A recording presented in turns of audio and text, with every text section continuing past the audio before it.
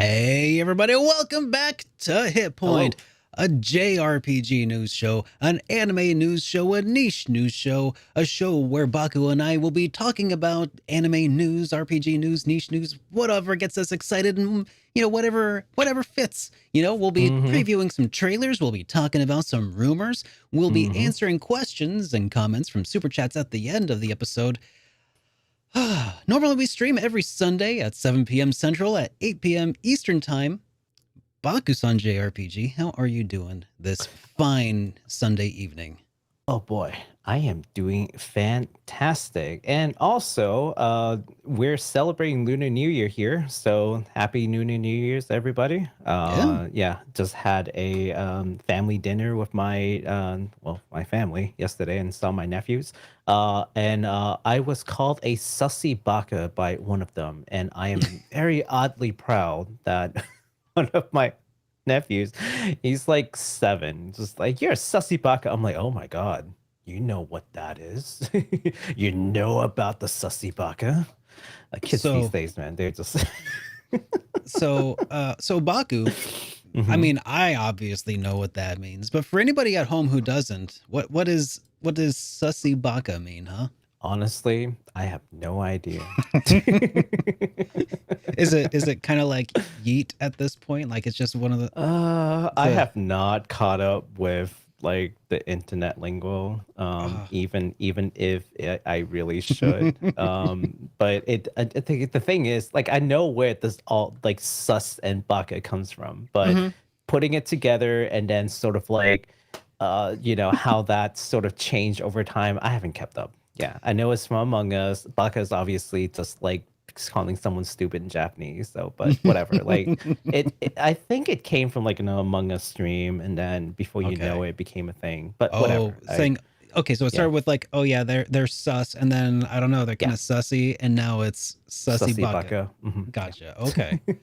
Okay, interesting. Well, hey, I am old, so I'm allowed to not be in on the new Gen Y lingo or whatever they are called. I don't even know. Gen Z. Is it Z? Zoomer lingo? So my nephews at this point, they are Gen Alpha, I've been told. Like, what? I don't know about that. Gen Z are like the how about Gen Omega? Teens to 20s right now. And how about Gen Omega, because after them the world's just gonna end. Well, anyways, so guys, it is a pleasure to see you all this evening. I hope you're all having a great day so far. Baku, what have you been up to this week? Well, other than celebrating Lunar New Year, not a whole lot. Work's been kind of crazy, so I've been taking some time off from stream just to get my mental faculty back together. Work's been crazy, but I am glad that things are starting to look up a little bit. Otherwise, I am currently just loving Ida Somnium Files Nirvana Initiative. It's been a lot of fun. I need to get back to play more of it. You guys can come and hang out over at twitch.tv/BakusanJRPG. Link down below later on. If you want to come and hang out and do some murder mystery, sci-fi murder mystery. A lot of fun. Yeah. What about you, man? What have you been up to? Oh man, like you said, this has been a completely crazy week for me. It has just been one thing after another. So first of all, at the start of last episode, we launched the start of the pre-sale for the SuperDerek Hoodie, which I'm wearing right now. It's excellent, super comfortable. That is going for a week, or rather it was going for a week, and it ends today. So today, if you want this SuperDerek Hoodie, it ends at midnight. So get on that if you want one. It's and the t-shirt or just the sweater? Both of them are going to be this pre-sale only. So now, if you want, you can still get the Hype Responsibly t-shirt afterwards. That's not going anywhere. That's going to be a main staple, but this is just sort of a special kind of small run. So keep your eyes peeled for that. Links to that will be in the description. And in order to help sort of like push that to kind of get more eyes on it, I put out a video this week talking about my top 10 boss battles within Earthbound. And Right. that came out like a wet fart.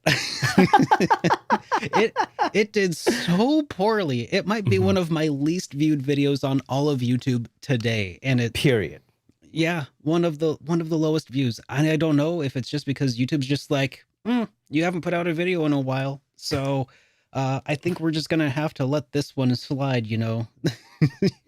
So if you haven't seen that, and if that sounds like a video subject that you might be interested in, please be sure to add it to your watch later list or watch now. But anyways, that was all, you know, it had the ad integration for the hoodie, and I was like, well, that didn't do so well. Well, crap, I'm gonna need to put out another video that I can talk about with, because I want to sell these. I want people to know that they exist before they're gone for good. Otherwise, somebody's gonna see it in like 2 months and be like, oh man, I never saw this video. I missed my shot. You know, I I'm don't. surprised you're only doing it for 1 week. That is a really short window. I thought you were going to do for like a month or something. Nope, 1 week only. Wow. Okay. Yeah, because it's what they have available with the shop that I'm going through. So this is kind of working into their schedule, because Okay. they're doing me a favor. So No, that's, makes sense. so that's part Makes of sense, makes this whole thing. So so anyways, so I put out another video talking about this news that we'll talk about, you and I talking about Sony and their new webpage that tries to define what a JRPG is. Yes. And yeah, we're gonna take a look at that as well, because there's some controversy, you know. I'll say. Yeah. But yeah, Let's do that. it's been all of that, and like the stress of like, oh man, I want this hoodie to sell well, because I want this to do well. It's a big project. They did the design. I want this to be like worth their while and their time to do these things. And so it's like there's a lot riding on that, and so I'm stressed from that. And then all of a sudden, I get an email from somebody who's like, hey, we want to do a sponsored video with you real quick. And I was like, oh yeah, I can do that. And they're like, cool. So here's some stuff that we're gonna do. I need you to send it to us for approval and everything. And it has to come out on Monday. Oh, jeez. Like, okay, fine, I'll do it. So I've got a video coming out on Monday. I've gone through all the rigmarole. It was a lot of stress. And then in the midst of all of this, Baku, what do you think is our most viewed video right now? On you and your... mine. Yeah, you and me. Huh. I don't know. You don't know. Yeah. I think they're all pretty good. So yeah, they're all pretty good. You know, they're all, you know, about, 4,000 or 5,000 views or so. We got one that's about like 85,000 views right now. What? Why? I don't know. Okay, and which one is that? It's the Tokyo Game Show Roundup. It is our longest video by far. It's almost 4 hours long. It has... Wow, okay, we did a 4-hour show one time. Do you not remember this? The TGS I Roundup. remember it. I just didn't. We were kind of delirious at the time. I wouldn't hold it against you for not knowing. It was... okay. This was the stream following when my computer crashed for a while, right? Yeah. So anyways, this video has been blowing the heck up. I have no idea why, and I'm stressed about it because I don't know. I mean, here's the thing. If for whatever reason, like YouTube might think that it's getting view botted or something, they could shut down the AdSense account attached to my YouTube channel forever. That's crazy. I Like, know. are they That's punishing us for a video being popular beyond our control? Like, what? I don't know. I mean, so that happened to some YouTube channels way back in the day, though. So I don't know if that's actually the case. But anyways, I was like, hang on, I gotta look into this because I don't want this to happen to my channel. So I contact YouTube channel support, and we go through chat, and they look in the back end, and they said, we have no control over what causes videos to get views, just a FYI. Yeah. And as far as we can tell, it looks legit.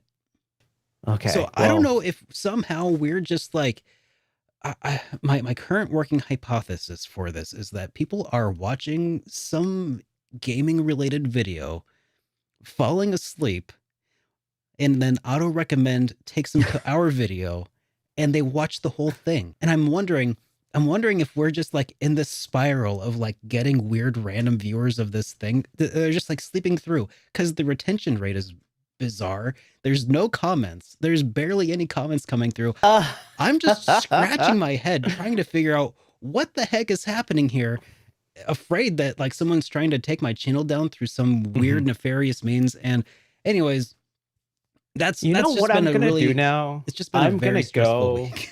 I'm gonna go and watch that episode later And and try to see what's in it and what are the like different oh my meta gosh. or I don't know. There's so many reasons that could be. I'm gonna take a look. I'm gonna I investigate. Please do. It will Yeah. take 4 hours though. Again, it is Well, four I'm not gonna watch hours. the whole thing. I'm just gonna. I mean, Yeah, I who would don't watch the think. whole thing?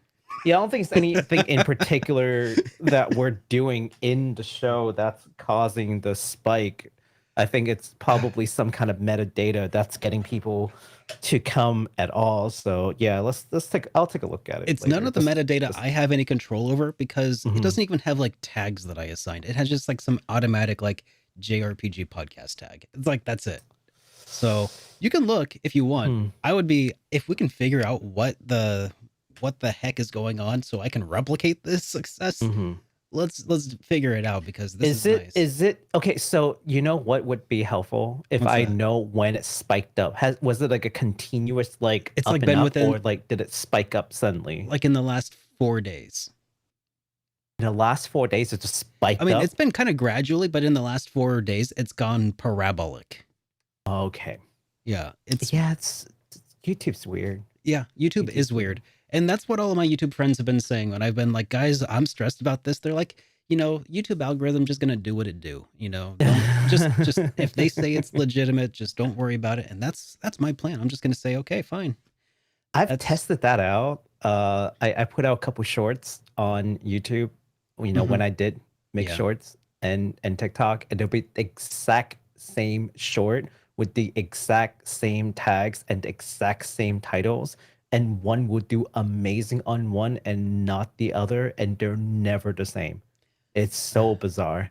But it's just that there's no way to predict like what would make sense. But Yeah. it's a And weird thing. And so here all this time I'm like thinking it's really great that this video is taking off. Why couldn't it have been my Earthbound boss fights one?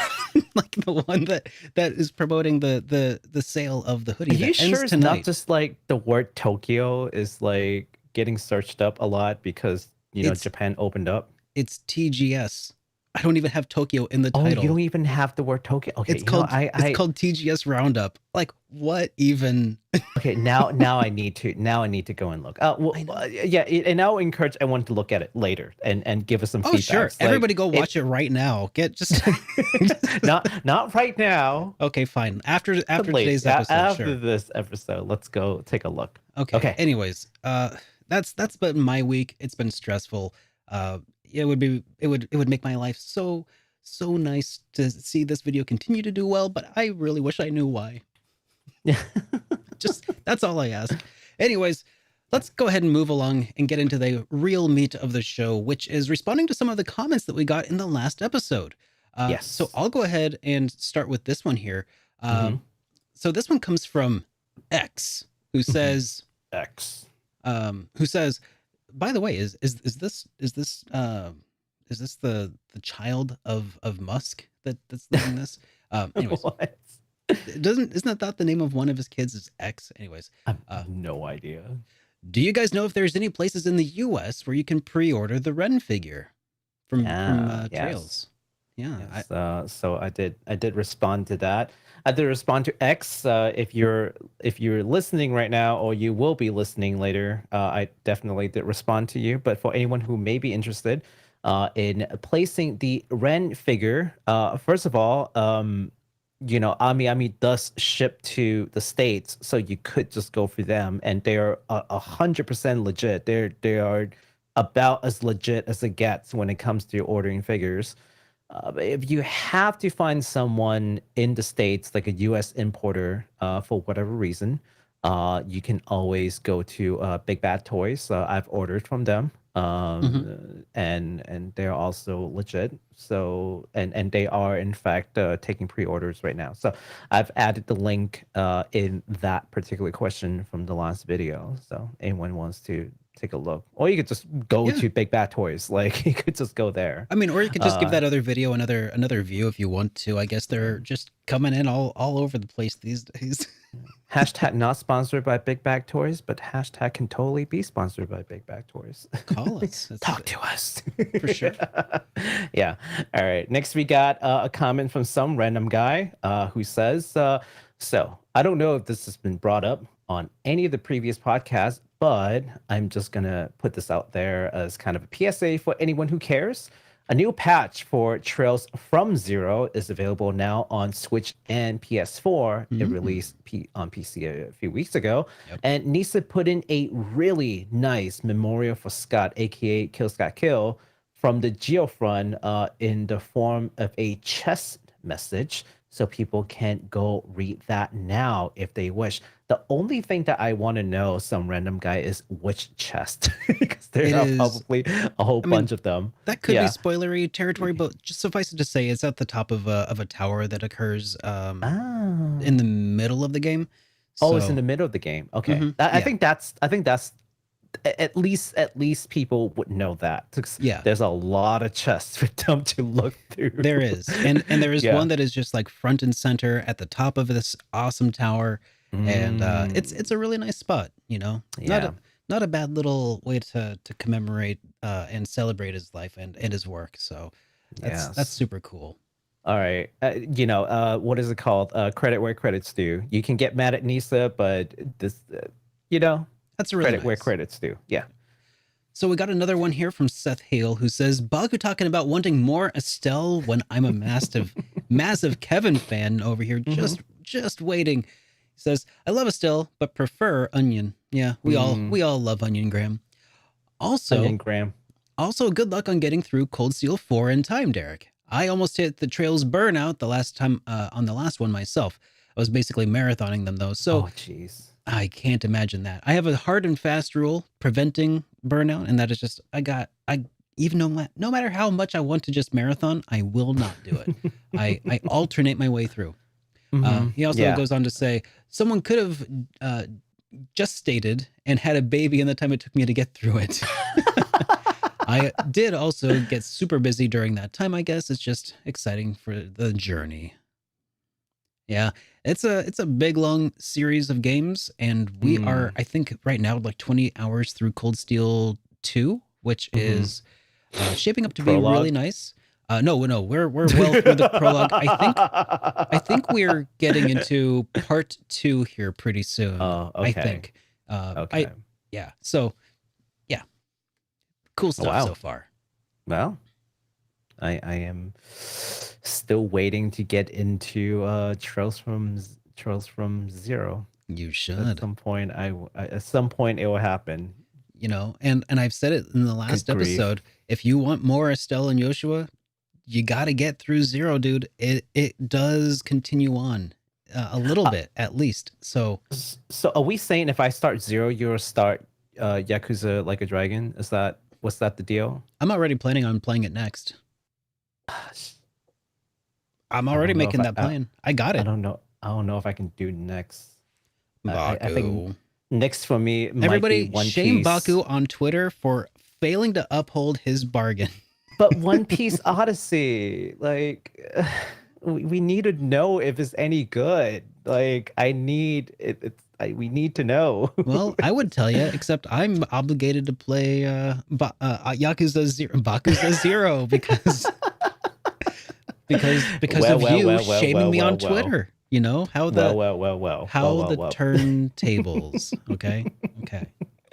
Feel free to shame me on Twitter. I can take it. Link in the description. By the way, everybody, yes. Another huge thank you for the continued support of Freddie Ken, who has been continuing to provide us with timestamps the following day, every like clockwork. It's incredibly helpful. Thank you so much, Freddie. You are thank you, sir. The MVP, dude. The MVP. Aside from Baku. Y'all are saving my life. I'll give it to Freddie. I will give Freddie the MVP as long as he stopped messing with my PC. He's just constantly crashing my PC. It's an in joke in my channel. But yeah, just stop it. Right. Well, we also have a voicemail that I should be playing here pretty soon, shouldn't I? Anytime. Anytime Hey, you're this ready. is Cody calling from Knoxville, Tennessee, and I have a question for Baku and Derek. I know you guys are mainly JRPG enthusiasts, but I was wondering if there was any more classic computer RPGs that you all have kind of gotten involved in. And a quick Huh. second question for Derek. I saw between the intro and previous things I've seen on the podcast, you seem to have a genuine enthusiasm for third wave ska. Can you just talk about that a little bit? That'd be great. Hey, you all keep up the good work. Thanks. Thank you, Cody. Thank Yeah. you so much for calling us. Computer RPG, huh? Mm-hmm.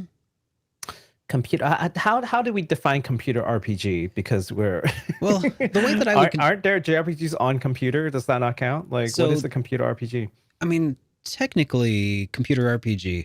If we want to go really specific here, or really pedantic, is Mhm. basically what it conveys to me when we say the phrase CRPG or computer RPG is talking about the early attempts to translate the tabletop role-playing game genre into a Mm. computer form. And some of Mhm. those took place in the form of like Wizardry and Ultima. And Mhm. then those went on to inspire like Yuji Horii to make Dragon Quest over in Japan. And Mm.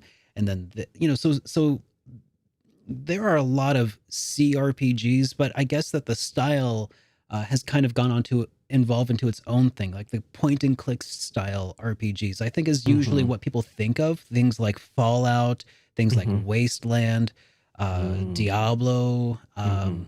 the Warcraft games. I think maybe not Warcraft. I think that might be more RTS. I'm not positive on that one, but Yeah, um, I wouldn't call that RPG at that no, point. yeah, Yeah. but there are some gosh, like Pathfinder I think has a few really big ones like Baldur's Gate. Those are Mhm. Mhm. I think Oh, yeah, yeah, yeah, yeah, yeah. CRPGs. What was the Disco Exactly. Elysium? Disco Mhm. Elysium is a really modern example of CRPGs. But Mhm. with like the broadest definition of CRPGs, basically every RPG on a computer or console could hypothetically be called a CRPG, but Mhm. in the spirit of the question, I think that they're referring to CRPGs, like the ones that I've said. Um, and the ones that I've been most interested in at the moment have been the Fallout ones. Disco Elysium's been looking really good. I want to Mhm. take a look. A lot of people have been saying that I should check out Baldur's Gate, the new one, the new Baldur's Mhm. Gate, or was it Divinity Original Sin? People people have been making all kinds of recommendations to me that have been sounding really good because I keep talking about how like, oh, I want these tactical RPGs but with like a world exploration mechanic, and they're like, oh Right. yeah, this is what you need. And I'm Right, pretty right, sure right, it's right, right. Pillars of Eternity. I think maybe that was one of them. Mhm. So anyways, there's so many that have been told that I need to play, but I haven't actually dove into any of them because that's just how I roll. um Boy, it's just like it's like what I was saying before. It's like it's not that I don't like the recommendation, but it's just like imagine if people just recommend books to you and they're just like, "Oh yeah, this is a classic. You've got to play it." Or like, "Oh, this is like a New York Times bestseller. This is great. You have to read it." And I then you're know. just like, "Okay, there are enough books right now that I would not be able to complete this in my full lifetime, maybe even 3, 4, 5 lifetimes. I won't finish it. So I really gotta pick and choose. I mean, Hmm. it's not so drastic for games, especially for RPGs, but it's still like it is hard.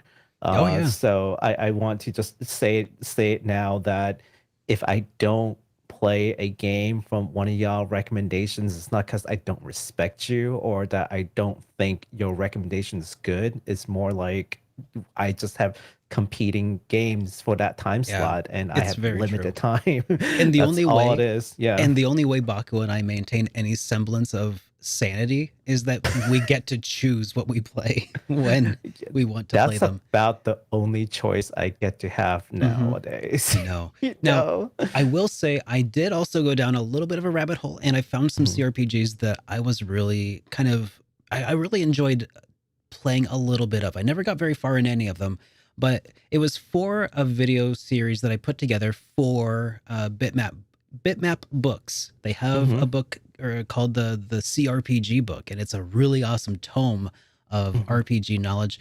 Not sponsored, not anymore anyway, but you can check them out if you want to. I recommend it. They have incredible hardback books. They also did the guide to Japanese RPGs. And I made a series of a video of a series for them talking about the Quest for Glory series, which is made by Sierra, which is kind of like King's Quest except with more RPG elements, and it was very interesting, and yeah, I would check out those if I were you. I think there's a lot there if you have a computer that can play them, because they're kind of older and sequestered to going to DOS, older yeah. Well, not the only way to launch the game is through DOS. Some of them are on DOS, some of them are on Amiga, some of them are like Windows XP exclusive. So yeah, it can be kind of tricky to play them some days these days, but I think Good Old Games has most of them easily accessible. Nice. Well, back to answering Cody's question anyways, and you tell me if this one counts, because I'm not exactly well versed in CRPG, but I think I haven't played that many RPGs on PC even now. Like, I have a gaming PC fully capable, still don't do a lot of gaming on it. The irony, right? Yeah, I know. But when I did play games on PC, and the one that really sticks out to me that I could probably relate to all this, in the spirit of that question, would be probably like Heroes of Might and Magic. I think probably that one. Oh yeah, that was fun. I don't know if it counts, but I like the overworld tactical kind of like grand, well, I don't know if I want to call it grand strategy, but like, there's an overworld, and then once you like do like an enemy encounter, it turns into this kind of like kind of a tactical RPG game, and it's a lot of fun. It sounds like it counts. I think I've heard of them before. We'll say it counts. Sure. Yeah, so that's probably the only one that really stays. Other times I play a lot of RTS, and we've established that they don't necessarily count. So as far as like leveling is concerned, as far as like RPG is concerned, I think that's probably the one game that I've really played, sunk a good amount of time on back in the day. I forgot which one I played. I think it was like Might and Magic 3 was the one that I sunk a lot of time in. Like, I mean, hours and hours and hours, but that was the good old days. Yeah. Now there was a part 2 to that question, asking about my love for ska punk, for third wave ska specifically, and yes, yeah, I'm a big fan. I'm So I didn't really fall in love with ska until I was introduced to the Real Big Fish by a coworker when I was it was maybe like 2005, well after the end of like the summer of ska, the summer of ska. That one blip in time when ska punk was actually like really popular, and they, like Real Big Fish was on the radio, and so were the Mighty Mighty Boss Tones. Tony Hawk Pro Skaters the video games were coming out, and everybody was listening to Goldfinger and jamming along to Superman. So yeah, I got really into ska punk a little after its time, and kind of like with a lot of things, I guess, and I don't know why it just appeals to me so much, but it does. And so when it came time to make a theme song for our show, there was a podcast I used to listen to a long time ago, about the time that I was introduced to ska punk, and I was introduced to it by the same friend who introduced me to ska punk in general. By the way, it was the Adam Carolla podcast. I don't even know if that's still ongoing, but they would start off each episode with some part of the song "The Rascal King" by the Mighty Mighty Boss Tones, and I was like, if I'm going to do a podcast, I want to do something kind of similar-ish, but I want it to be mine. So we used my theme song and adapted it, and I just like ska punk. It's so upbeat and it lifts me up every day. I like it. I like it a lot. Nice. Yeah, I don't know too much about ska. I have from all the stuff I've heard, I've liked, but I never like dive into. I'm not like a huge music person. I don't know all the different stuff. But there's this one band that I remember listening to, and I'm pretty sure they play ska because it's in their name, and that's the Tokyo Ska Paradise. Have you? That Are you looking That's for the other Japanese ska punk bands? Because there's also Ottawa Ska Band. no, You but should oh, check 'em no, out. no, I've heard their stuff too. Okay, But no, yeah. not looking for recommendations. But if you have recommendations for me, I can always put them on as I do work. Way easier for me to listen to song recommendations, than to play a recommended game, right? Yeah. They're not the same animal. But yeah, no, feel free to shoot recommendations away. But not necessarily researching right now. Yeah. Yeah. All right. Well, sorry for taking so long to get into the meat of the show, guys. But I think it's time we move along into. So are we saying we just got through like the bun? Is that it? Yeah, It's just- yeah. It is now time.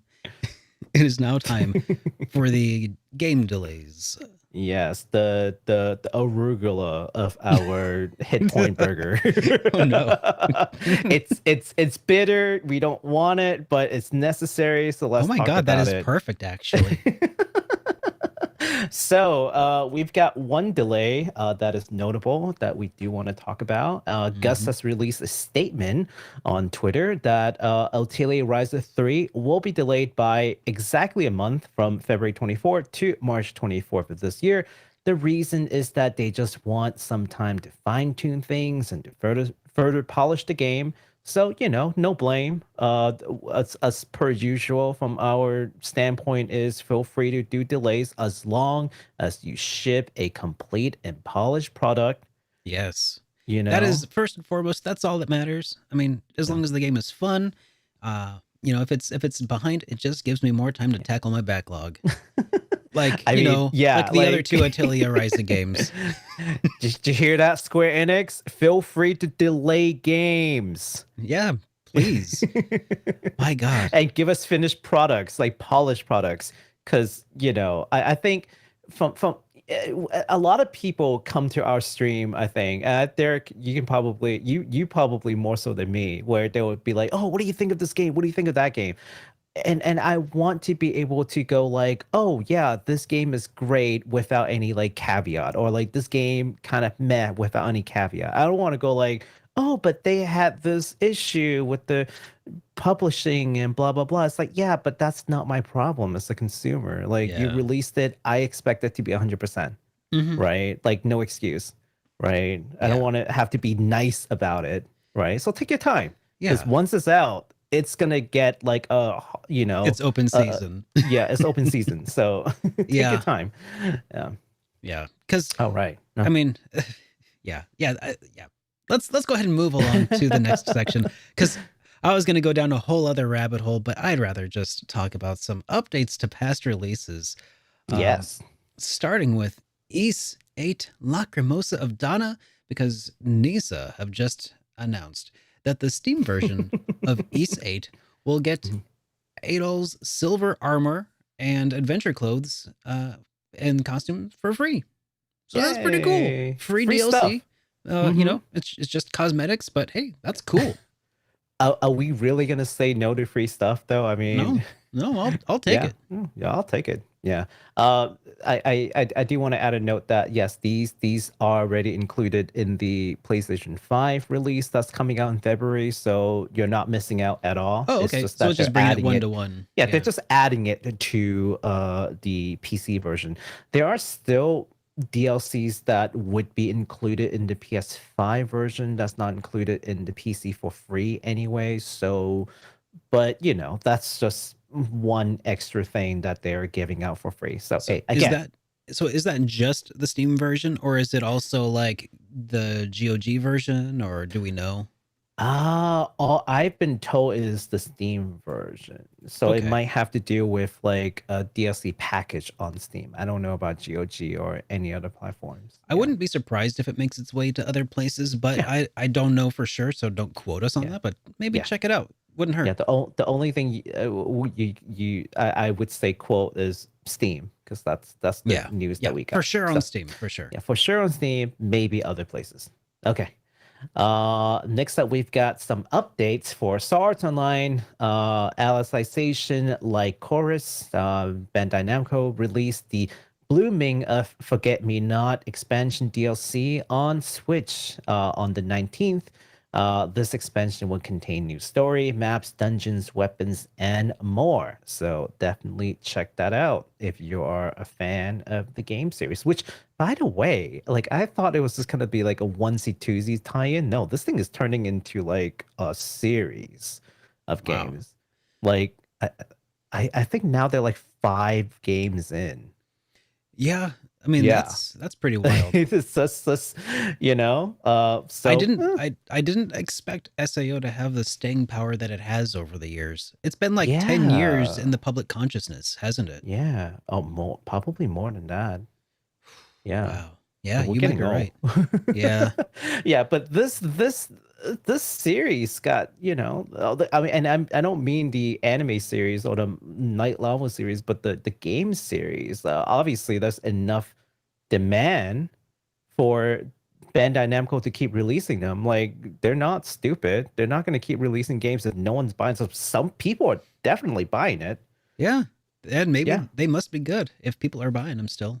And we're going to talk about the next game. I don't know why on I haven't been playing them. Honestly, I liked the original season of the anime, but I You don't should know. check it out. We're going to talk about the newest game they're going to announce later on in the later section. But now Okay. let's talk to you about the next update. Yeah, because we're still talking about DLC. So this one's Yes. about Monster Hunter Rise. Capcom have released Monster Hunter Rise for PS4, PS5, Xbox One, Series X and S on the 20th of this month here. So Mhm. cool. Also, the Sunbreak expansion will launch on PlayStation and Xbox sometime in spring of this year. So That's right. keep Yeah. your ears and eyes open for that for when we tell you when that'll be for sure. Yeah. So yeah, Monster Hunter Rise, for anyone who does not know, is out on Switch and PC. But you know, that got released, and then the new expansion's coming. So hopefully, there'll be more ways to play the game. This one is actually a pretty popular version of Monster Hunter. Yeah. A lot of people playing it. I thought it wouldn't do as well after like Monster Hunter World. I know. right? I But thought World wow, was gonna like, be. I was like, wow, World did it's really gonna be well. like the peak, right? And then it's gonna like dip down a bit. Like, the next game is not gonna do so Yeah, well. It's like, no, Monster that's Hunter the Rise is ebb and doing flow, right? really well. Everything Yeah. there's got to be peaks and troughs, but this is just peaks. What's oops, all peaks. Yeah, it's peaks and peaks. Like Capcom is just killing it with Monster Hunter. Like, let's Ah. not pretend that that's not a popular franchise. Yeah. It's so sad that it's not Breath of Fire. No, you know what? Here's the thing. Don't be sad, because that money is going into a working capital That is true. for the company that has the IP for Breath of Fire. So if they have more cash in reserve, they might be willing to take some chances, right? Yeah. Versus if they don't have money in reserve. I still have hope, guys. It'll happen someday. Maybe. Fingers crossed. Yeah. Fingers Yeah, crossed. I don't know. Yeah. We'll see. Yeah. Gotta stay positive. I'm And telling you, they included that game on that survey not by mistake. They could have Yeah. easily not include that, right? Yeah. I don't know if you guys remember this Oh, yeah. survey from Capcom some time back, right? Mhm. They I remember. included that game specifically. Like, I refuse to I that was a mistake. it was the odd one out. Like Yeah. they It was- definitely like dug like I wouldn't have been any more surprised if I had seen like Sweet Home in there as like Yeah, another- right? like what? Yeah. Really? They could have put anything in there, right? Oh, Yeah. they could have just left it out completely. But no, it was a deliberate ask. Do Yeah. you want this? And I think from the people I've talked to anyways, I think we've spoken loud and clear that that's something certainly we are did. interested in. I'm very soft spoken, but when it came to Breath of Fire, I got loud. So we also got some more upcoming releases here. Yes. Coming Let's talk from about it.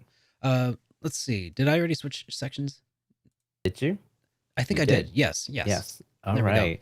So we got some upcoming release. Starting off with the newest entry to the Neptunia series, Sisters versus Sisters. That's coming out on the 24th on PS4, PS5, PC via Steam. Let's take a look at trailers so that we can kind of refresh ourselves what we're talking about here. All right. Yeah, let's do that. Yes. Because you are a Neptune fan, aren't you? I am. Neptunia is definitely my guilty pleasure. It is not a very sophisticated RPG by any stretch. And the jokes do get kind of stale over time, but it's a bunch of cute girls fighting enemies. So yeah, like okay, cool. Yeah, and it's kind of got that meta aspect where they are in the world of game industry, and yes, is that there's a there's lot Sony? of memes. There's Sony, This is right? Sony, yeah. Or This what's is her actual name? This is Uni. This is supposed to be PSP. Oh, okay. So like she's all the so these are like the Ram and Rom. sisters, like Okay. these are the little sisters. These represent like the handheld like consoles. Oh, okay. So Rem and Rom actually is the DS because it's dual screen. Oh, okay. So there are two of them. And you'll notice that like Microsoft doesn't have any representative because Microsoft never made a handheld. Oh, yeah. Yeah. So Netgear is Game Gear. Oh, so Henri is Apple hating something. Uni is supposed to be the PSP. So this is the PSP. And then there are two girls from Nintendo, basically, but it's a dual screen, so they're twins. Okay. So it's kind of fun. Is there a reason that these are all referring to old handheld consoles? These characters are not new, so okay. yeah. These characters are not exactly new. It's just a new game that features them, but this is not exactly like they're new characters, if you will. Yeah. Okay, that makes sense. And I wonder if there's going to be a Switch character in it who, like, I don't know what they would do. Would they like switch forms? That's a good question. I wonder when they're going to release like new characters for each of the, nations, if you will. There are 4 nations, and they presume that Sega continues to be like a player. Otherwise, they would only be 3. Yeah. So yeah, that would be kind of funny if like they just started making up like a new Dreamcast console or something. Yeah, absolutely. Man, I am. No, there is a Dreamcast. There is one. There was one. I know. But I'm saying a new Dreamcast because like. Oh yeah, that'd be fun. That would be fun. I'm waiting for it. Oh, that would be a wild way to announce a new console. From Sega. It's like, by the way, we're back in it. Yep. So that's pretty cool, and that's coming out on the 24th here in just a couple days. That's right. Keep your eyes open. How are you feeling about that one, Baku? Are you excited at all? I know, like, you're a Neptunia fan, a Nep person, if you will. Right. So, I am not all too excited because it feels like this is kind of a rehash of the story from the second game again. Like the basis of the game is about the same. Like the goddess candidate went missing, so the little sister go looking for them, and then they get trapped in something. They wake up to a weird world. It's like that's just the second game. Like the second game had that premise. Okay. Now it's gonna, from what I've seen, it should play out differently, right? Like the enemies are different. Like the reason why all this happens is different. The story's a little different, but it's just like it's maybe a little too much. It looks like it's gonna have like some different maybe mechanics involved because like there's gonna be other characters you link up for like bonus changes and stuff, as I understand it, and it sounds kind of interesting.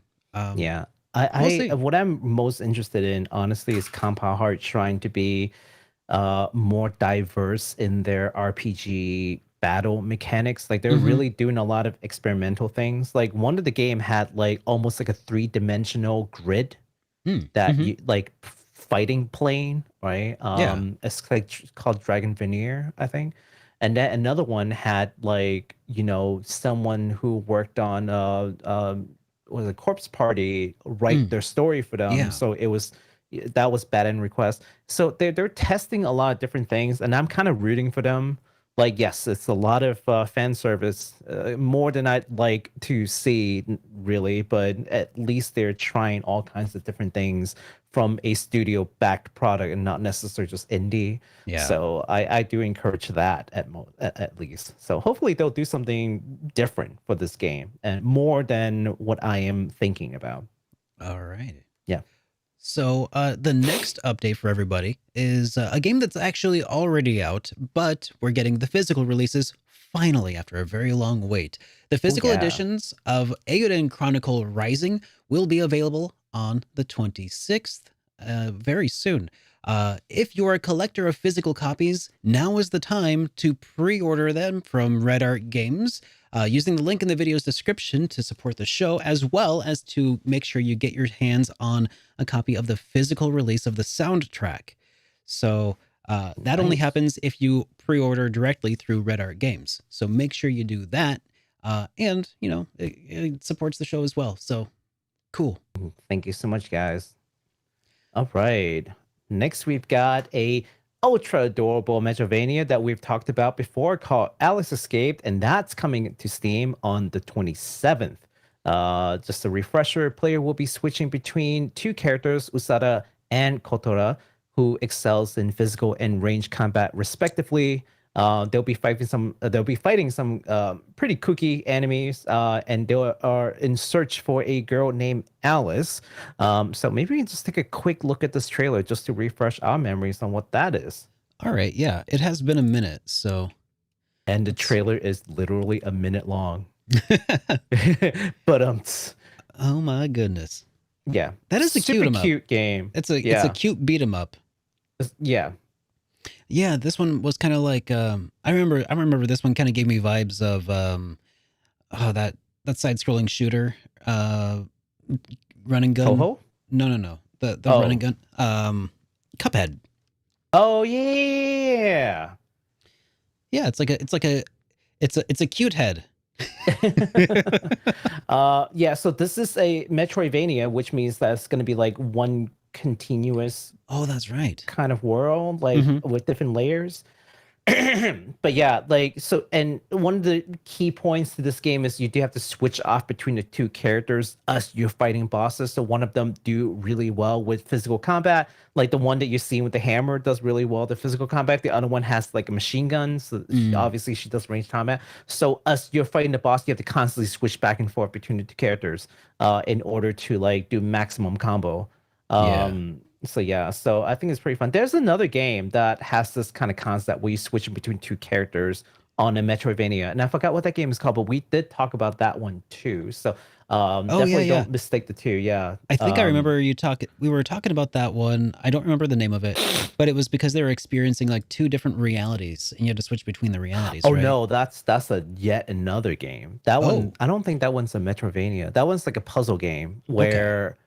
Yeah, I know which one you're talking about. I think that one's called Boku no or something. Boku no, where like you have two people who will play the game at the same time. They'll co-op, but you see two different realities. And the only way you can communicate that is by words. So I can tell you like, oh, I'm seeing this and seeing that, and then we have to like work together to solve this thing, but we don't see the same thing. So I think that was a really cool concept. But no, that one's not a Metroidvania, I don't think. Okay. Yeah. All right. Well, that's what it gave me reminders of, but yeah, this one's definitely going to be a little bit different. For sure. Absolutely. All right. So when is that one coming out? You said this one is coming out on the 27th. Yeah, so in a couple of days. Okay. All right. Well, let's go ahead and move on to this next one, which for a moment I thought might have been the headline of the day. So I'll go ahead and I'll read out the headline that I had written just because I think it was just a little too good to let it go entirely. Yeah. We'll call it Forspoken's flop, disappointing demo, review code concealment. Salacious. Square Enix's first AAA title of 2023, Forspoken, is right around the corner, and there's a few things to go over, and I think one of those can just be reviewing this, not reviewing, but reviewing this trailer. Let's take a look at what it has in store for us, because it has been a moment. Yeah, this is just a quick, like 30 seconds refresher. It's pretty. This is like a TV ad deal, I think. Yeah. This 30 seconds, this is a TV ad. Yeah. This is a TV ad. Yep. But it's okay. Oh, yeah, they have does quotes, the job. A solid, expansive combat system. Absolute blast. Yeah. It does the job for us to get us to talk about this thing. The real question I have for it. Okay, hold on. Let me rewatch this trailer one more time. Nope, that's not it. You watching the right one? Nope.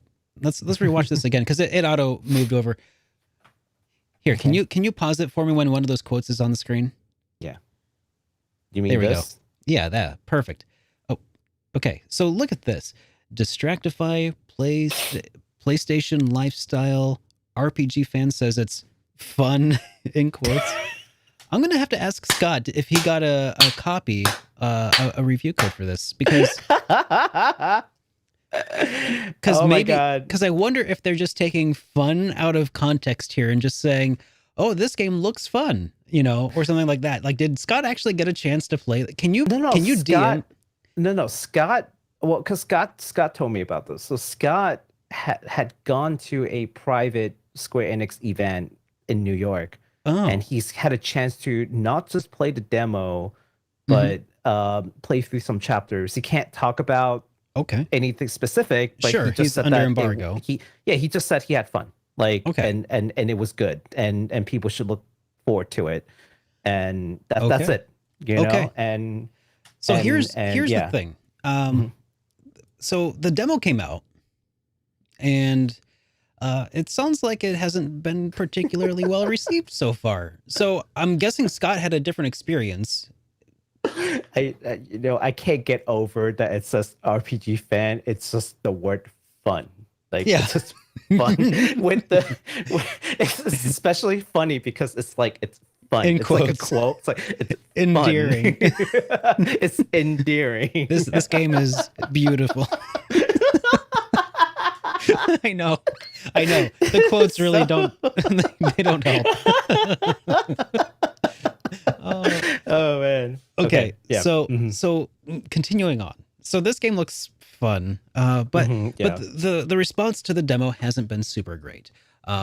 Square Enix released a patch for the demo. Changes included the ability to remap some buttons, larger fonts at some places, enemies staying locked onto, various other bug fixes. You can now try the demo out on PlayStation 5 if you would like. Okay, can I just say something really Mhm, quick? mhm. Like, I don't know what is going on with Square Enix, but they've been having a lot of issue with games with fonts. Like, Yeah. for example, Star Ocean. Star Ocean 6, like, Yeah. I was playing the game, I could barely see it on my 1440p monitor. No one could see what's going on stream. Get a It's bigger so monitor, dude. tiny. It's I so got- tiny and blurry. I got a 4K 27-inch monitor about 2 feet away from me. I was able to enjoy it just fine, but Yeah. But but- yeah, no, it's not so yeah. much the size too. It's I know. like it's the It's- color, it kind of blends in, it's blurry. It's I like, know. what's going on? it's a very Like, common complaint. I'm just giving you crap because you're Baku. Anybody at home, I trust you. I trust your judgment. But it honestly, it did not affect me, and so I didn't even Yeah. mention it during my experience points video talking about the game. But yeah, that is something that I have heard a lot of from other people since I Yeah. put it out. It was like people are like, it's fun. I can't read it. It's a problem. Yeah. And I hope that Square Enix, did they ever fix that, or is it still? I mean, not. But I mean, by the time I beat the game, like I haven't really looked back and I haven't heard anything. But remember Pixel Remaster? Remember that whole thing with the font? Oh God, yeah. Yeah. Oh. So it's Oof. just like it's not even Imagine- just yeah. Imagine using Helvetica or something on a pixel art game, like or like Helvetica Narrow or something. Like, Right. it's not even like regular. Like why not just make a pixel perfect font for the game, like, or just one Yeah. font for all of the games? It's so easy. I could do it. I don't know what's going through their heads. It's like, but they're just having this consistent issue with fonts in different games, different reasons, but always the font. It's like Fonts are expensive, least- Baku. Don't you know? it's like the least likely thing to be complained about, like voice acting, the game progression story, blah blah blah. Like there's always these like things that people would talk about, but font is like a thing that like doesn't really come up. I know. It's usually pretty easy to get right. And it's one of Yeah. the first things that they would get right. But for some reason, Square Enix is like, you know what? Font's not important. All right. Yeah, I mean, maybe the problem is whoever they have in QA has like, eagle eye vision, and they're just like, yeah, this is great. I can see this easily from across the room. I don't know. Apparently, I don't know. I do not get it myself. But Yeah. anyways, So yeah, the PC, by the way, the specs have been pretty alarming for the game, with a recommended computer spec being 24 gigs of RAM. That's quite a And bit. yeah, that's a lot of RAM. Quite a bit of RAM. My computer hits that, but I'm a video editor. Like I gotta have something that can do this. An NVIDIA RTX 3070. Oh, okay, this is recommended, or a or an AMD 6700 XT GPU for 1440p 30 FPS gameplay. 30 for a nice cinematic experience. 30. Though we should also point out that these are the recommended specs, and there will be other specs, that are going to work better for like 1080p gaming. Which honestly, absolutely. Honestly, the difference between, I don't know. You know what? I'm not going to say what my opinions are about specs for frame rates and for resolutions, but I will say, yeah, you could probably get a better experience playing at a lower frame rate. I'm sorry, a lower resolution and higher frame rate. Yeah. You'd probably be better erring on that side. Especially when it's a action like game. Yeah, it's an action game. Yeah. You definitely will want to be able to like see all the frames. Smoothest. You don't want to be killed by stutter. Experience. Now here's the other thing. Like, there have been a lot of people that have. Well, hang on. There haven't been a lot of people who've been getting any sort of review codes, as far as I'm aware. Really? Square. Oh yeah, I have. I've got a small group of people that nobody has really been getting review codes for this. I saw a video several days ago from Dreamcast guy Max said that nobody that he knows is getting review codes. They're just not going out. What is Square Enix trying to hide from us here? That's the question. Like, it's being a very curated experience as far as who gets to say what about their games. And as far as Scott is concerned, this game is fun. Like, because how much do you suppose Square Enix spent to bring him out? I mean, I'm not trying to like discredit what he said at all, but like, just to take the only word that he got in edgewise here is the word fun. He could have said, I think it was pretty fun, and they're like, oh yeah, we'll take fun out of that, right? Or, I don't know, guys, this game doesn't seem very fun, and they could just be like, yeah, okay, fun, we'll use that. We'll use that word right there. We don't know. All we know is that Square Enix has been very cagey about, letting people see this in advance. Maybe it's because they want to make sure that it doesn't get like leaked out early. Maybe because they do have a history of getting burned. I don't think it's necessarily through review units that has been happening, but maybe that's some extra step that they're trying to do to be extra careful. But it raises some questions. I think the game looks like it could be a lot of fun. Some people are probably not going to want to play it because of various predispositions, I'll say, but I think it looks like it could be fun. And I don't want to judge it yet. And when eventually I do get my hands on a copy, I think I would like to give the game a try and see how it actually feels in the hands. But man, I guess I'm just apprehensive at this point about the game. Can we say that Square Enix is being a sussy baka? Yeah. I think is that it? Is that it's not my word. I don't think I'm allowed to use that word. But if I was Gen Z, maybe I would say that. If I was a Zoomer, I'm also not Gen Z. Oh, okay. No. Oh, no. I mean, I know better than to use somebody else's slang because especially if I don't know it. That's true. Well, they're being sus, all right. I mean, they're being sus. Yeah. So that's all this really comes down to is hype responsibly. If this has been on your wanted list, I would not pre-order it yet. Let me say that. If you've got a pre-order, maybe consider backing off on that. I'm very. It does not bode well. It seems very foreboding. I think that this is what Square Enix foreboding. if I were to say, if Square Enix had a game and they knew it was a turd, this Mhm. is what I would expect them to do. You know, this is what I would expect Yeah. them to do, so that early reviews don't come out and then everybody's like, "Oh crap, we need to, cancel our pre-orders before it's too late." Like Mhm. this sounds, it's a trap is what it looks like, but it could be something else. But it's so hard to tell. So I can't make out what they're trying to do. I don't know. Like, It's hard. I'm struggling to find the right words here, but I'm not trying to say whoever's panic. managing the release is just not doing a great job. They're releasing all these like videos and stuff, but I don't Yeah. know if they're really conveying that they're not really selling it well. No, Yeah. they're not. I don't know what it is about this. And I think it's been like that ever since. I feel like it's been like that ever since that first one that came out where the gal was trying to act like a Marvel Quipping. movie character. She's quippy. She's being Yeah. quippy. She's doing the Joss Whedon thing or whatever they call it.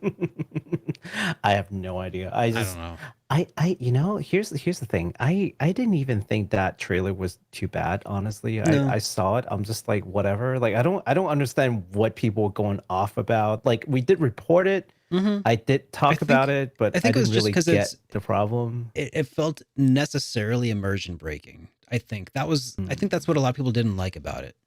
Yeah. It felt like, here's this really awesome looking game, here's this really awesome setting, and here's a really sarcastic gal who's just like totally over all of this stupid dragon stuff. It's like, come on. Guess fighting dragons. Guess that's my life now. Yeah, like it just sounds. Yeah. It I get sounds, that it's silly. It sounds but like she's over all this nerd crap. Yeah, no, I know. I get the silliness of it all. I guess what I'm trying to say is I don't understand why it was so Why it like took off? negative or like Why it took off so much? It's slow week in the. it's just slow week in the rage industry. Slow week. That's Mm. probably it. But I don't know. We'll see. We'll see what happens.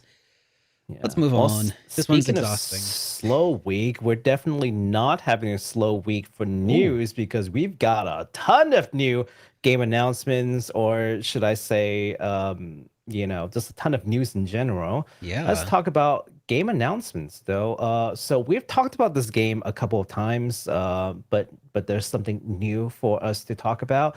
Idea Factory International announced the PS4 and Switch physical release for Little Witch Nobeta, which, by the way, it's the cute girl. What is it? Dark Souls game. Yeah, that one. the cute souls. The cute souls, yes. Or what do they call it? Other people called it like lolly souls or something. Lolly right? soul, yeah, they call it lolly soul. So that's coming out in March 7th. That's the physical release. So you can already get the game on Steam and what have you. But if you want the physical release, IF is doing that. They're publishing it. It will come in standard and limited edition as per usual from IF. Limited edition will include a steel case, art book, soundtrack, pop-up card, and a plush, which based on our last show in the comment section, a lot of people like plush. I was very surprised. A lot of people like plush. Yeah, I was like, people do really? like You plush. guys all like plush? Yeah, I am not a personal fan of plush because I feel like they get dusty. I like certain plushes. People have been asking for SuperDerek plushes, and I don't know how I feel about that. Turns into voodoo doll. You see like pins on. Oh, what happened? No! Hey, if you guys want a voodoo doll, you got to DIY that stuff, okay? Yeah. Pre-order is not currently open right now for the game. However, it will be open on the 27th, which is coming soon.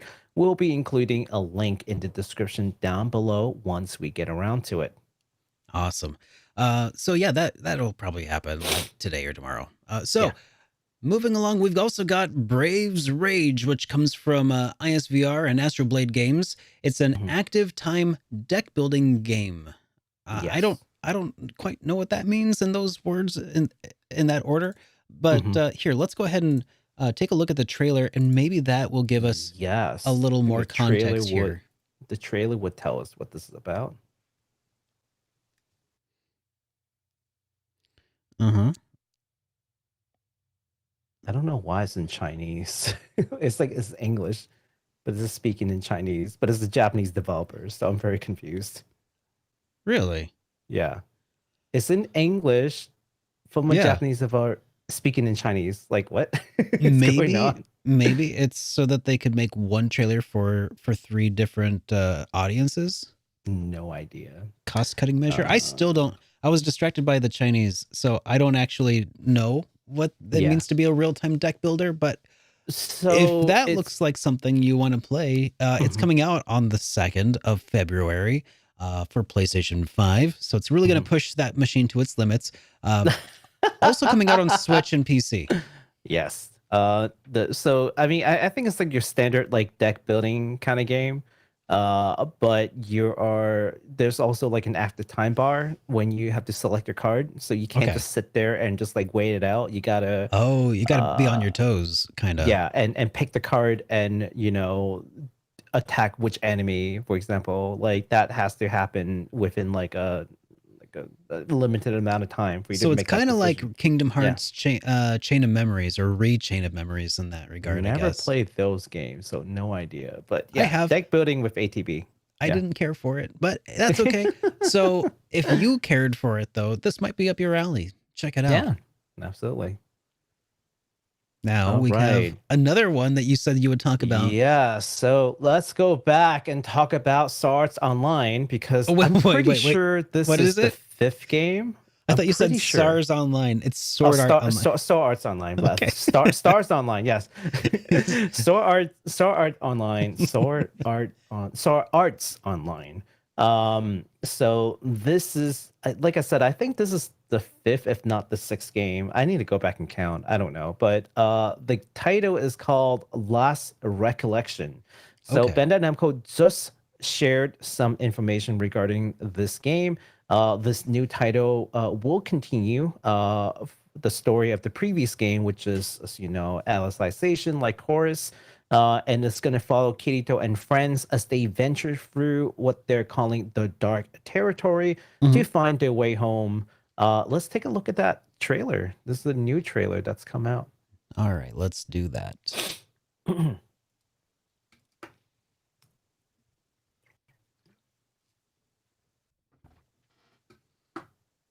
Okay. So yeah, I don't know if people like follow the anime, or the novel, but this is basically the part where Kirito got poisoned and then he's like put into this like simulated world, basically, for reasons. I mean, this is the whole thing. Like, I'm not gonna get through it, but so they're going through this world and yada yada, and now they're trying to find their way out.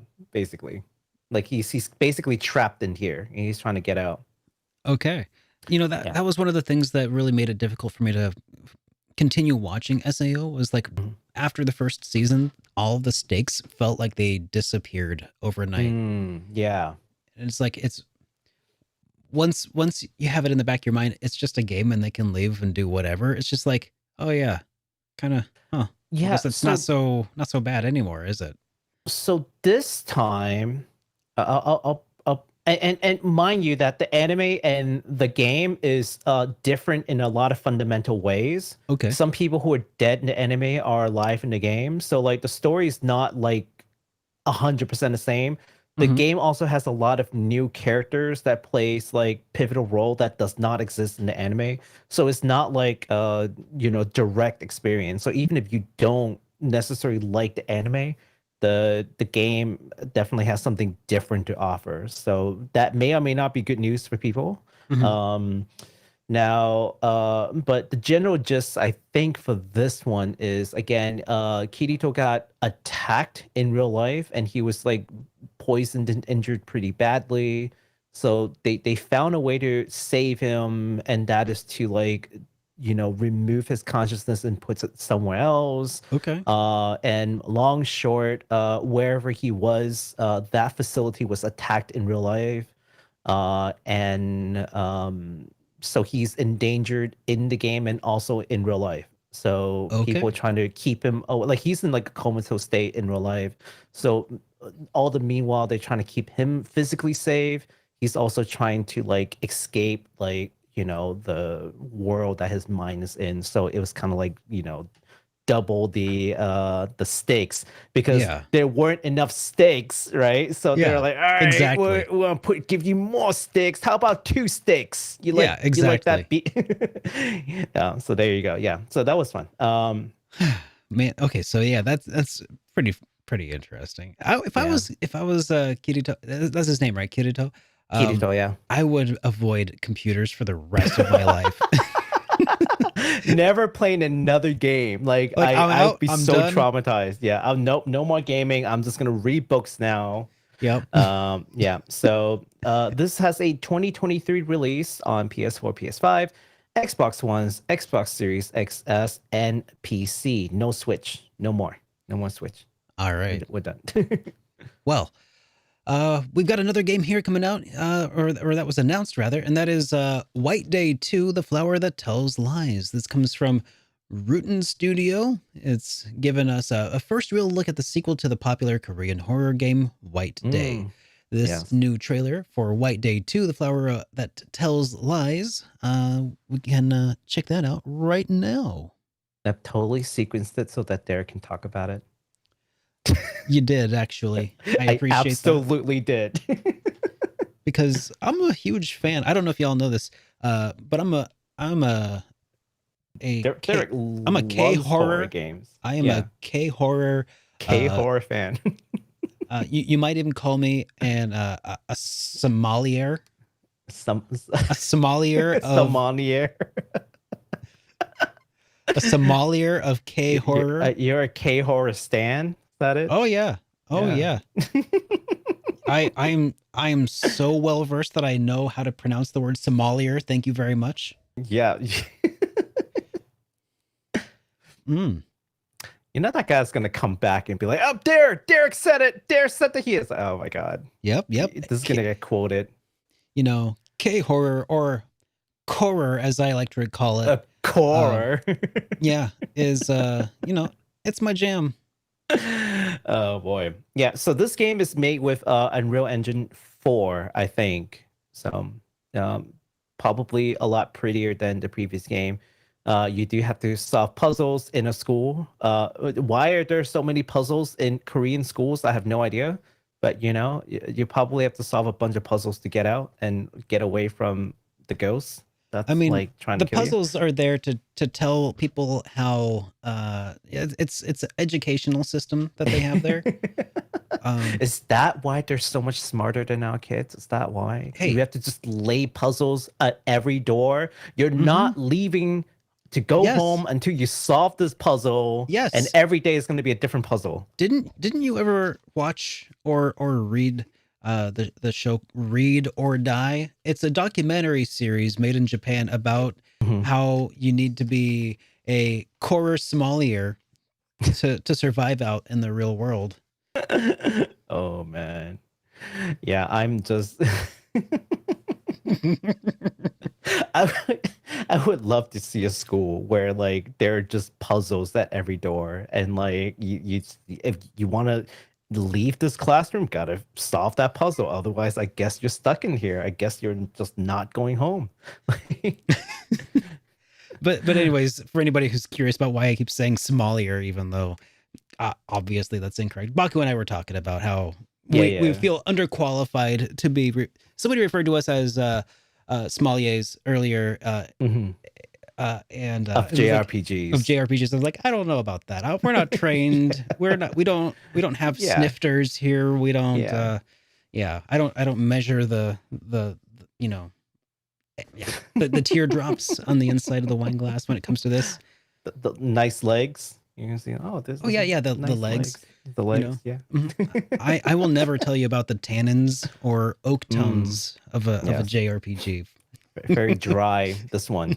It's got notes of blackberries and chocolates and oak barrels. Anyways, that's just making fun of ourselves at this point. But so that's coming out on PC, but there's no real release date that's been given for it yet. That's correct. So keep your eyes and ears peeled. How do you peel your eyes? For that core. For that core, exactly. Yeah, it's part of the experience. All right. Now you also lined it up because you wanted to talk about this one, and I don't blame you. Go for it. This next game I am like super excited about. More, I don't know, I'm more excited about this game than like honestly any of the games that we're talking about today. And the game is called the Dokapon Kingdom Connect. So, Idea Factory again. They announced that they will be releasing this game outside of Japan. So, a little backstory here. This game was originally released on PS2. It was a board game with RPG mechanics that was Japan exclusive until now. So you gotta fight enemies on the board, level up, you get to change into 11 different jobs, and more importantly, sabotage your friends. Oh, it's kind of like Mario Party. Yeah. Oh, so it's an RPG where you can ruin the friendships you have left. Yes. Whatever friendship you have left that's holding you back from that like solitude life of playing JRPGs. Oh man. Now you can go and destroy those friendships. I feel like this would be a great new entry in my series of videos talking about how to defeat your backlog the SuperDerek way. If you got a social life getting between you and your video games, Dokapon Kingdom Connect. Yes.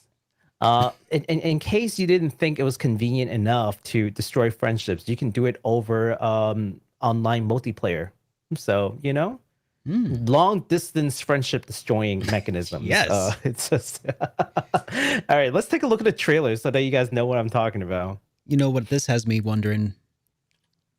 If we play this, will that be the end of Hitpoint? Yeah, that's probably it. How many people can play this? I don't know. Probably four. I imagine 4. Yeah, but we'll see. They didn't really specify, but let's see. Me, you, Grayson, David Vink, all play a game of Dokapon Kingdom Connect, and the JRPG streamer wars begin. So okay, at first there was peace. But then the Baku nation attacked. So apparently, the premise of the game is that Monster stole a bunch of money from the kingdom. So the king was like, "Come here, adventurers, and like fight these monsters and get the gold back. And whoever is successful at doing something, you get to be the next king of Dokapon." So spin spin the roulette, and then so it's like. Like a Mario Party kind of like world, like map thing. You run around, you fight enemies. It's an RPG board game adventure. You have to fight enemies. You have to choose attack. You have to level up. So you definitely have to play this with people who know about RPGs for the most part. Yes. Yeah. Like this isn't something I could like talk my parents into playing over Zoom one day. Probably. I feel like someone could turn this into a tabletop if they haven't already. That might be kind of fun. Yeah. There are different job classes that you can pick. Yeah. You raise your stats. You can change class. Okay. Because it wouldn't be a bona fide RPG if you couldn't do that. Different characters. I think there are plenty of bona fide RPGs that don't allow you to switch classes. Okay, so that English VA is a little grating on the ears. I think it's supposed to be, but God, that is shining through. How long is this trailer? 3 minutes and 50 seconds. Ooh. Yeah, we're like way past half though. Okay. Yeah, we've got like another minute or so. All right. Well, don't go anywhere, everybody, because we got some good news coming up after this. Yes. I mean, I guess Baku is Oh, really you can excited about fight this one, other too. people too. I want to see how you sabotage people. I know you can. So you can fight people, Mm-hmm. and if you lose the fight, oh, so if you lose the fight, the other player can make you do something. Huh. Oh, you didn't change your hairstyle? Oh, God. Look at that. Oh, man. So the question is, does this There are require tons of ways to annoy. does each player have to have a copy? That's the main question for me now. I would imagine you do. Because I there are can't some games that imagine- you don't. Yeah. But like there could be a client that you could just download from like the eShop or something. Mm-hmm. I don't know if they would do that for this game. Yeah. I is would it online imagine- or is it local co-op only? I think it's both. Oh yeah, okay. Online battles. Cool. Yeah, there's definitely online battles. I'm pretty Good. sure it's both. Okay. Yeah. Spring of 2023. Spring of 20 years. So soon. This will be out soon. I'm really looking forward to playing this game online with some folks. So Ready to ruin some friendships over some RPGs? yeah, just a reminder again that this game is not a new game. It is just New to us. being ported to. Well, it's new to us because it's never been released outside of Japan, but Yeah. also new to Switch. So in that sense, it is new. All right. Yeah. Well, here's that other good news that is actually, I think, our top headline of the day, despite the fact Yes. that Dokapon Kingdom's super cool. And that is the Granblue Fantasy Festival 2023 had some news for us. Yes. So, Granblue Fantasy versus Rising, Side Games, it's Side Games, right? CY. Yes. Gave us a first look at the new spin-off fighting game called Granblue Fantasy Versus Rising, which looks to be an upgraded version of Granblue Fantasy Versus, with upgraded graphics, new characters, and more. And we also have a little bit of a trailer to look at for this one. teaser trailer from Side Games. Yeah, there's little Side Games there for you. The low frame rate, I think, is intentional. Unreal Engine. Yeah, so Unreal Engine sounds fake to me. So Arc System Works, of course, is returning for this game. Obviously, the legendary fighting game developers. They super did stylish. Yeah, Guilty Gear, Fighters.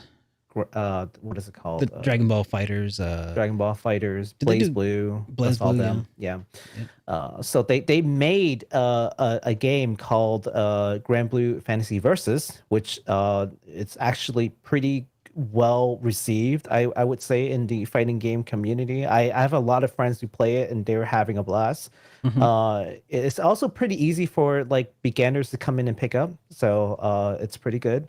The new game now is basically the same thing, but just like an upgraded version, it looks like to me.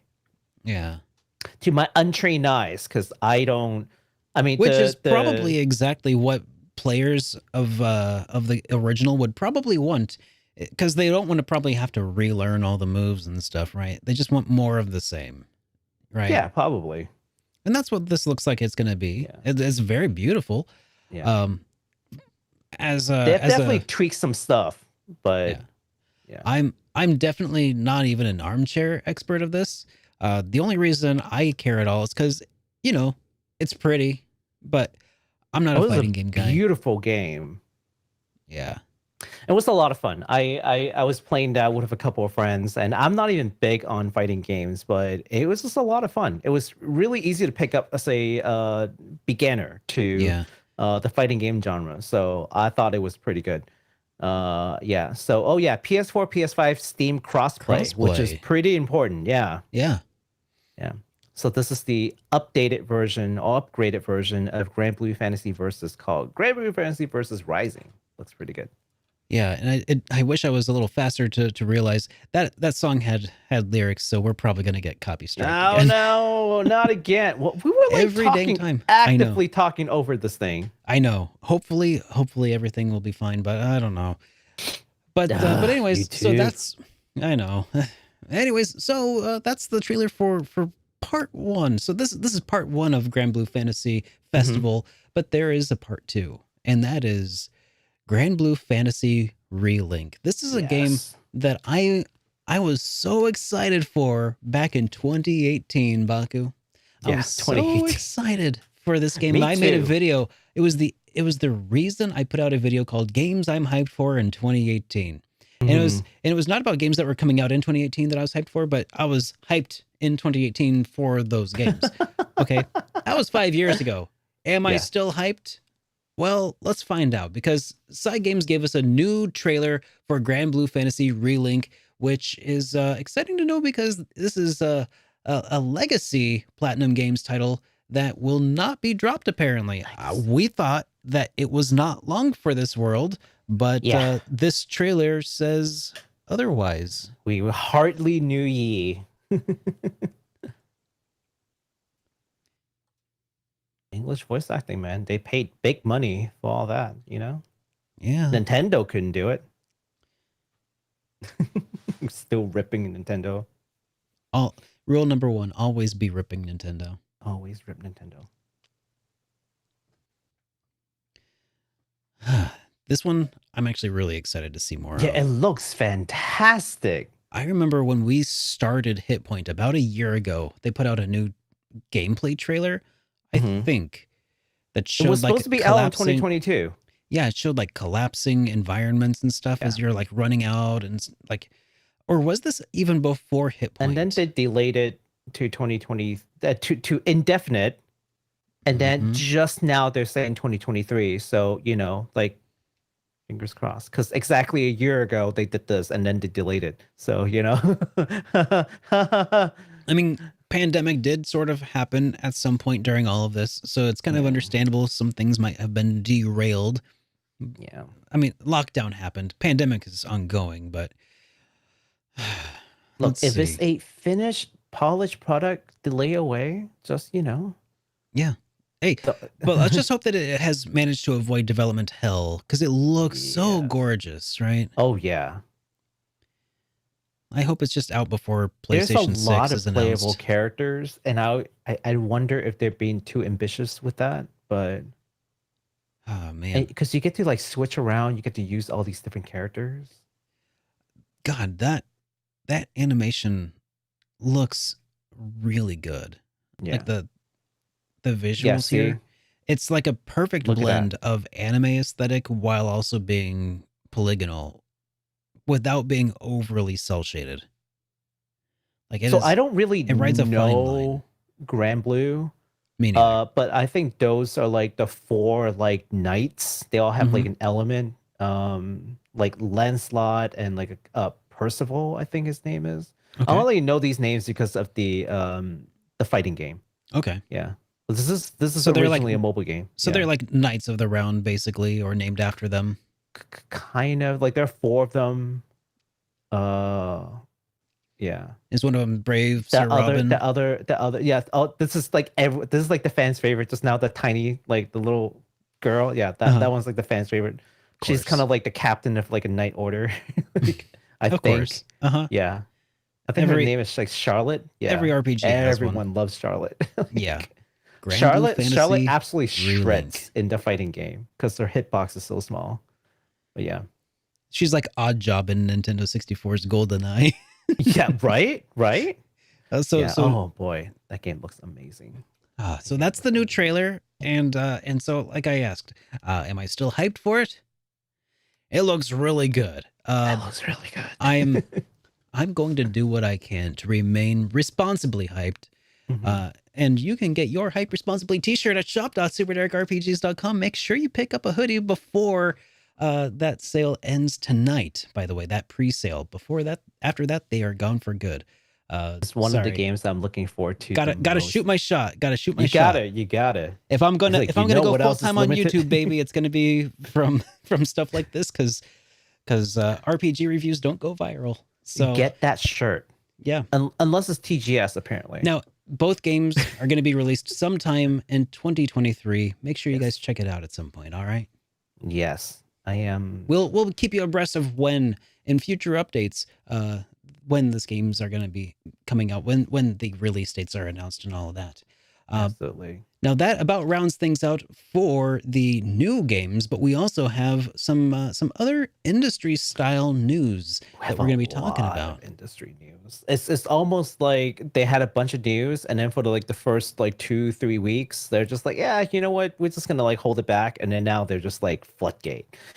So let's start off with some bad news. More arugula for you all. Yeah, I know. The Nier Automata version 1.18 anime is being put on delay due to COVID, said Like I A1 said, Pictures. ongoing pandemic. Yeah.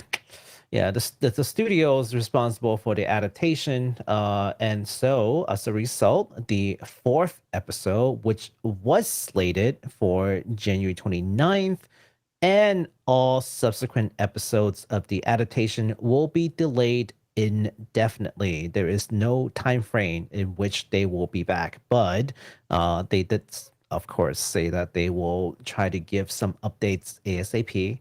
But yeah, it's a little, I wouldn't say it's never happened, but it's quite unusual for an ongoing adaptation that's already actively being aired to take a hit. It's probably some extraordinary circumstances. Yeah, with like core maybe staff. the lead animator or somebody came Yeah, down with like, it, or somebody absolutely. maybe. Yeah, it's Yeah. it's a hard job. It's specialized jobs, and when the key people behind it suddenly are taken out of the picture for a while, it hurts. So Yeah. yeah. So we'll see what happens. All right. So we also have some other industry news here related to Tales of Symphonia. Yes. What about Tales of Symphonia? Is this industry news related to the the Symphonia remaster? No. This is still really good news though, and it is anime news related because the Tales of Symphonia anime is now currently freely available on YouTube. In celebration of the Yay. Tales remaster, Bandai Namco is releasing the anime adaptation of the game for free. And there will be a link in the description down below. There are currently 2 episodes out right now, and 1 new episode will be added to the channel per week. No dubs, but there will be English subs. So keep your eyes out for that. All right. Speaking of animated work, the official Sonic Twitter confirmed that there will be a second season of Sonic Prime, and it will be coming sometime this year. So congratulations again, Sonic fan. Like, Sonic fans are just winning. Yeah. You know, like, it's just like just one after another, just like the game, the series, like things are looking up for Sonic fans. All right.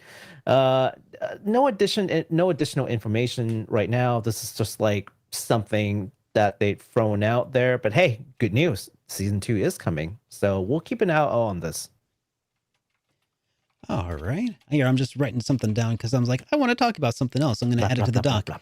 So next up, we've got Eiyuden Chronicle 100 Heroes DLC 3 vote. That is the 100 Heroes official Twitter announced that a week-long vote will be coming out tomorrow, starting on the 23rd, for fans to decide what to include in DLC 3. Now, remember, this is not Eiyuden Chronicle Rising.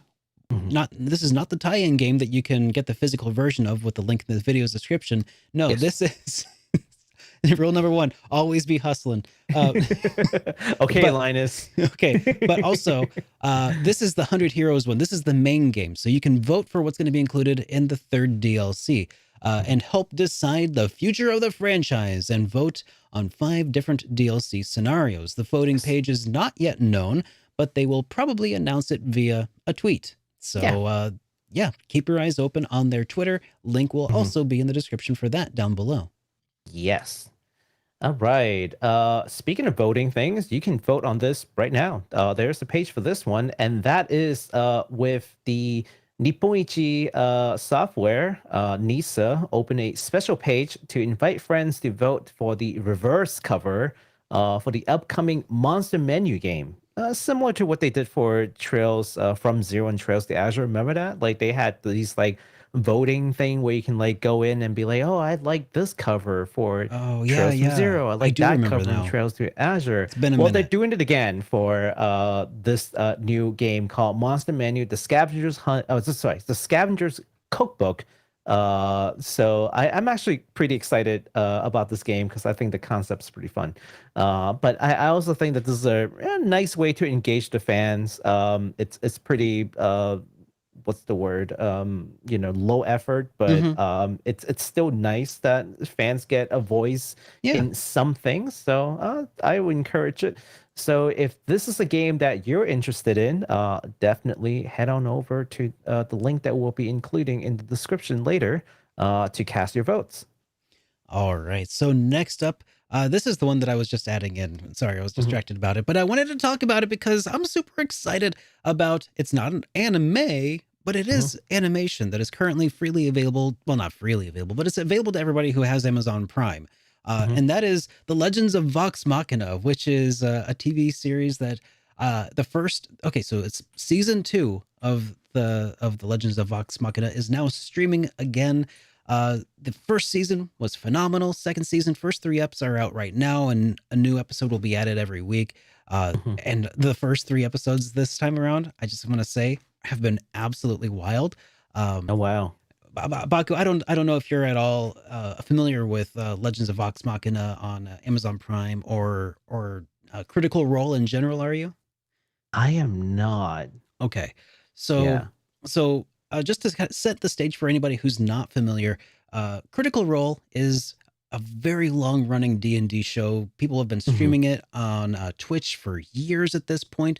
And The Legends of Vox Machina is a TV show that's based on their first campaign that was based first initially in like Pathfinder, and then they moved it over to D&D 5e when they started releasing episodes weekly on YouTube under Geek and Sundry. But then they kind of spun off into their own thing, and it's kind of blown up lately and is largely responsible for at least a small portion of the resurgence in D&D. There's Oh, some that's other cool. there's some other D&D news regarding crazy stuff I'm not even going to talk about right now. I'm just going to be excited about specifically the Legends of Vox Machina TV show because they kickstarted this thing a long time ago. It went crazy through the roof. They hit their goals. The first season was phenomenal. Second season shaping up to be just as stellar.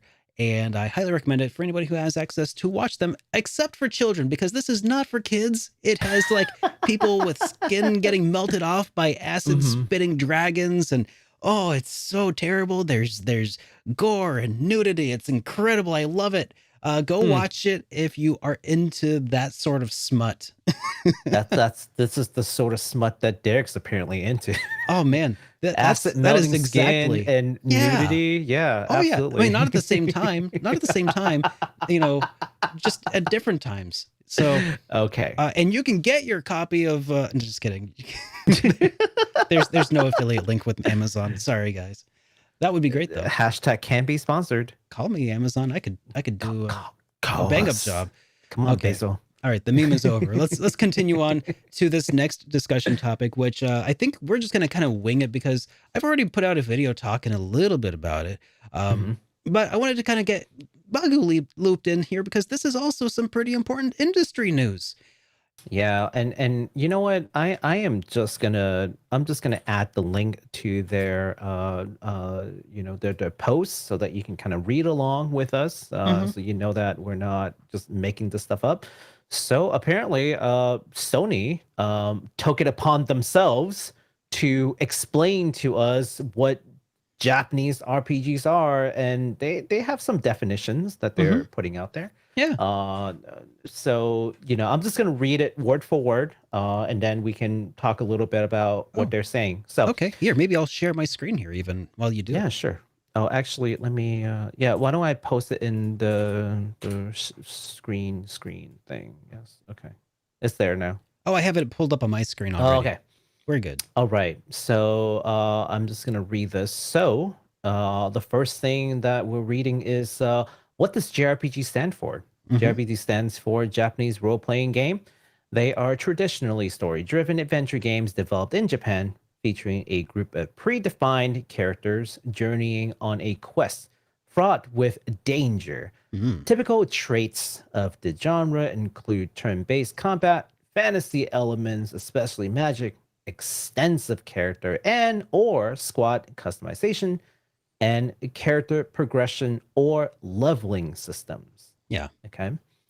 Yeah, that's pretty They give close. some examples. Sure.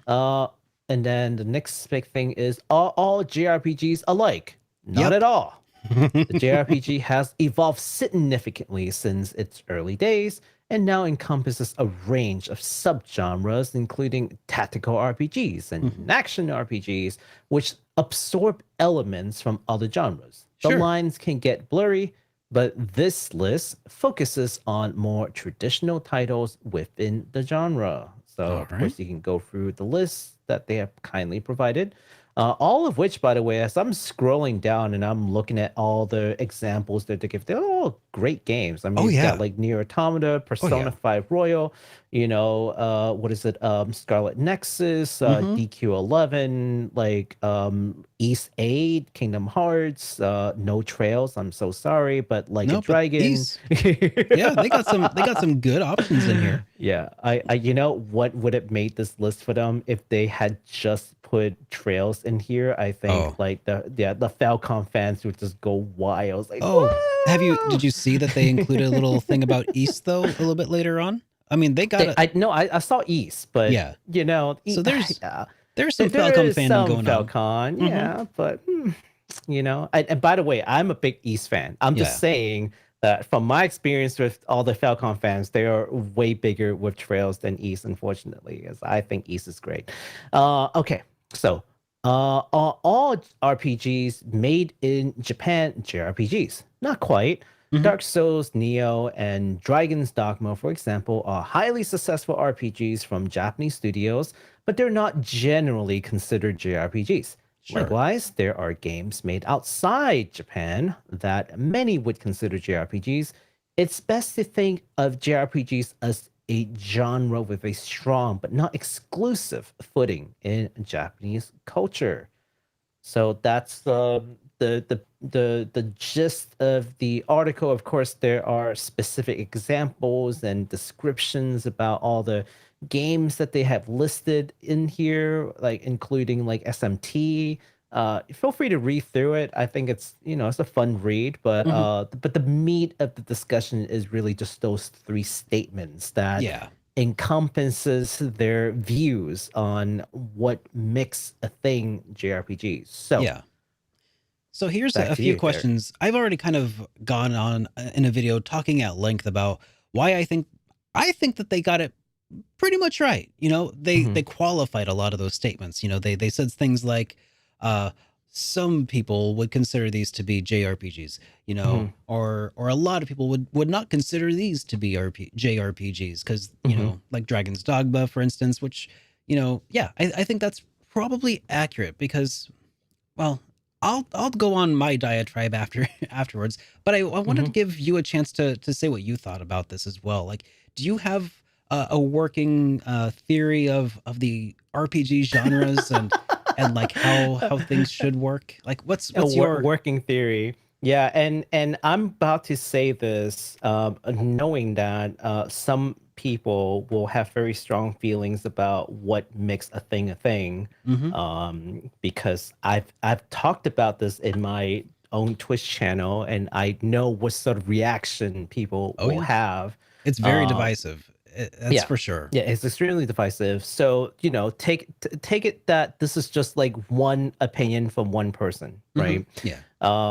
But from the years I played, JRPG, and it's been years, the best definition that I've gotten to date, I think, was from James over at Extra Credits. Yeah, and I think he had it pretty right, and that is JRPG really comes down to two definitions, and sometimes they apply to the same game, sometimes they don't apply to the same game, and those two definitions, it basically is this. JRPG definition one would be a game, an RPG game that's made by people who are from the country of Japan. In other words, probably Japanese studios. Okay. So an RPG from Square Enix would be Japanese RPG. It's made by people of that Sure. nation of origin, Mhm. right? Yeah. So in that sense, it is a very like literal, like this is an RPG from Japan, Yeah. right? Uh-huh. So hence JRPG. Then the second definition, which is more like the spirit of JRPG, is in the style thereof. So Yeah. they talked about like, oh, JRPGs typically has this, it's got roots in, what is it called? Visual novels, of that sort of thing. So there's definitely a certain style of game that we associate to with JRPGs. Turn-based is one thing, but there are a lot of like, even aesthetics, right? Not just the way that the game is played, but the aesthetics, the settings, the way that the story progress. A lot of these things are more associated with JRPGs. So the second definition there is more like Japanese style RPG, Yeah. right? And Yeah. the two can sometimes and a lot of times apply to a game. Yeah. For example, Persona 5 would fit both definitions, Yeah, right? both It is definitions, for a sure. game from Atlas. It's made by Japanese people. It is a RPG from Japan, but in the style of JRPG. Yeah.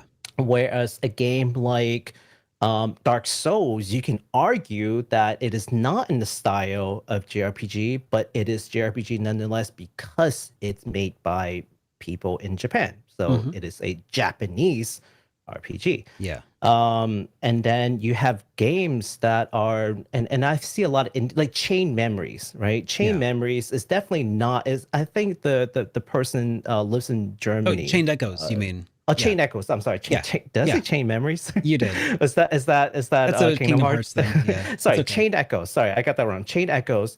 That's from like Germany, right? I think it's like a person. One dude made that. Fabulous game, by the way. It looks amazing. Scott was playing it the other day. Oh, it's so good. And that is in the style of JRPG, but I'm pretty sure that they're not of Japanese descent, nor are they from the or nor are they from the country of Japan, right? Do we need to ask him do we need to find out if he's Japanese or not before we're allowed to classify this game? That's and that's but that's where we're getting to the place where we're getting a little too pedantic, Exactly. right? Because and it's like if it was mixed? Do we need to if it was half Japanese, half German, would that make it a half a JRPG? Like, do we need to start busting out genealogy charts? Like, that's what I'm saying, though. Like, I fall mostly in line with the Japanese style school of thought, which is, for the most part, it's the style of the game, which PlayStation kind of touched on. But if you want to say that Dark Souls is a JRPG with Western influence, I wouldn't say you're wrong. No. Right? Yeah. So it's not that stringent. I would not personally call it a JRPG with Western influences. I would say it's a RPG from Japan with Western influences. Like, I feel like that should be, I mean, but that's just me, right? Yeah. So here's an analogy that was given to me by a developer, and I'm going to steal it wholesale because it is so perfect. They said something along the lines of this: you can go to England and you can enjoy yourself an awesome English breakfast, right? You know, you get your bangers and mash, the beans that go with it, eggs, full on English breakfast, right? You can do that in England if you would like. Or you can come back home to the United States and you can make yourself a full-on English breakfast with bangers and mash, with your beans and eggs, and you can do that here. Like, it doesn't necessarily have to be from a specific country. Like the style is of that country, but you don't have to it's not like champagne where it's like, you know, it comes from a specific region of Japan. Somebody in the comments of that other video were like, oh, you know, they said something about the lines of like, oh, it has to come from this specific region of Japan. Otherwise it's a sparkling RPG. No, you know why we run into this whole thing? It is a quirk in linguistic, right? Yeah. Because Japanese could mean two things. Yeah. Just the word the main qualifier here is Japanese, and Japanese could mean people. Like that is, Oh oh, yeah. he's Japanese or she's Japanese, or like an adjective for a thing that is in the style thereof, like, oh, Yeah. Japanese food, Japanese, architecture, right? Yeah. So and that's the reason why we're running into this thing. So if you're using Japanese, like, what are you really referring to? They're both, linguistically speaking, I think they're both valid. Hmm. But at the end of the day, and I was saying that to Derek in the pre-show because we had a small chat about it. At the end of the day, like these things, these genre, like, and you can even talk about, like, say, sci-fi or whatever, let's go to books, right? Like Yeah. there's all kinds of different genres of books, like mystery, yada yada. Like you can, Yeah. there's a lot of like blurred lines, and but at Oh the yeah. end of the day, all these qualifiers are only useful to the population that uses these Oh yeah. words in helping them do like A you know, quick point of reference. a quick point of Communication reference. of an Yeah, but idea. but at the end of the day, you still need to like go in and observe the work itself to see whether or not it makes sense to you as an individual, right? Sure. Uh-huh. So call it whatever you want. There's a generally, and we say generally accepted definition, as in like the aggregate of people, that population accepts this definition, and therefore, and you don't have to necessarily be like hard in line with that population. You can just have a slightly definition and it's personal to you, and that's fine, Yeah. right? At the end of the day, as long as it helps you make an informed decision on, whether or not to indulge in this medium and Yeah. indulge in a certain work, that's all that it really matters. Like no one has to ever get so heated about this. Yeah. Like It's it's not, all about yeah, utility, right? And it's what's all about effective utility. and Yeah, effective communication. That's yeah, that's the whole point of genres. So yeah. yeah, thanks for your input on that, Baku. It was good to talk Thank about you that. for making a whole video on it, Of Derek. course. I mean, I'm not super happy with the way that video came out. I mean, like there was it was completely on the fly, off the cuff. I was just like, I have a bunch of ideas. I want to put them out there for everyone just to get this discussion going. Yeah. And the thing is, like, I don't even consider Sony to be a necessarily like an authoritative source for the definition of a JRPG. Generally speaking, I think genres as we define them for video games suck. Like Hmm. the fact that we call some games based off of their mechanics, some games after their country of origin, some games after some of the like perspective of where the Hmm. camera is. Like the fact that like it's so weird that we do this. And yet we don't capture any of like the cinematic genres, any of the Hmm. literary genres that go into making these games when we do that. Like, I think that that is just the weirdest thing that we do categorize games in this way. And Hmm. it's so incomplete. I would burn it to the ground in an instant if we could and replace it with something more utilitarian. Hmm. But in the meantime, we've got this weird hodgepodge of crap that we just have to make the most of what we can. And I just feel personally like there's more Hmm. utility in being able to say, expect this kind of gameplay from a JRPG and Hmm. have it be defined by the types of gameplay and aesthetics therein rather than the country Yeah. of origin. So, yeah. I think it's funny that you said that, because I honestly think that all these labels, JRPG, first person shooter, third person shooter, adventure, action adventure, So like all these unhelpful. labels, Yeah. speaks more about us as gamers Hmm. than the games that it is describing. Think Yeah. about that. I mean, Right? to go further down this rabbit hole, like all of these are supposedly talking about like the mechanics of the gameplay, right? Because Hmm.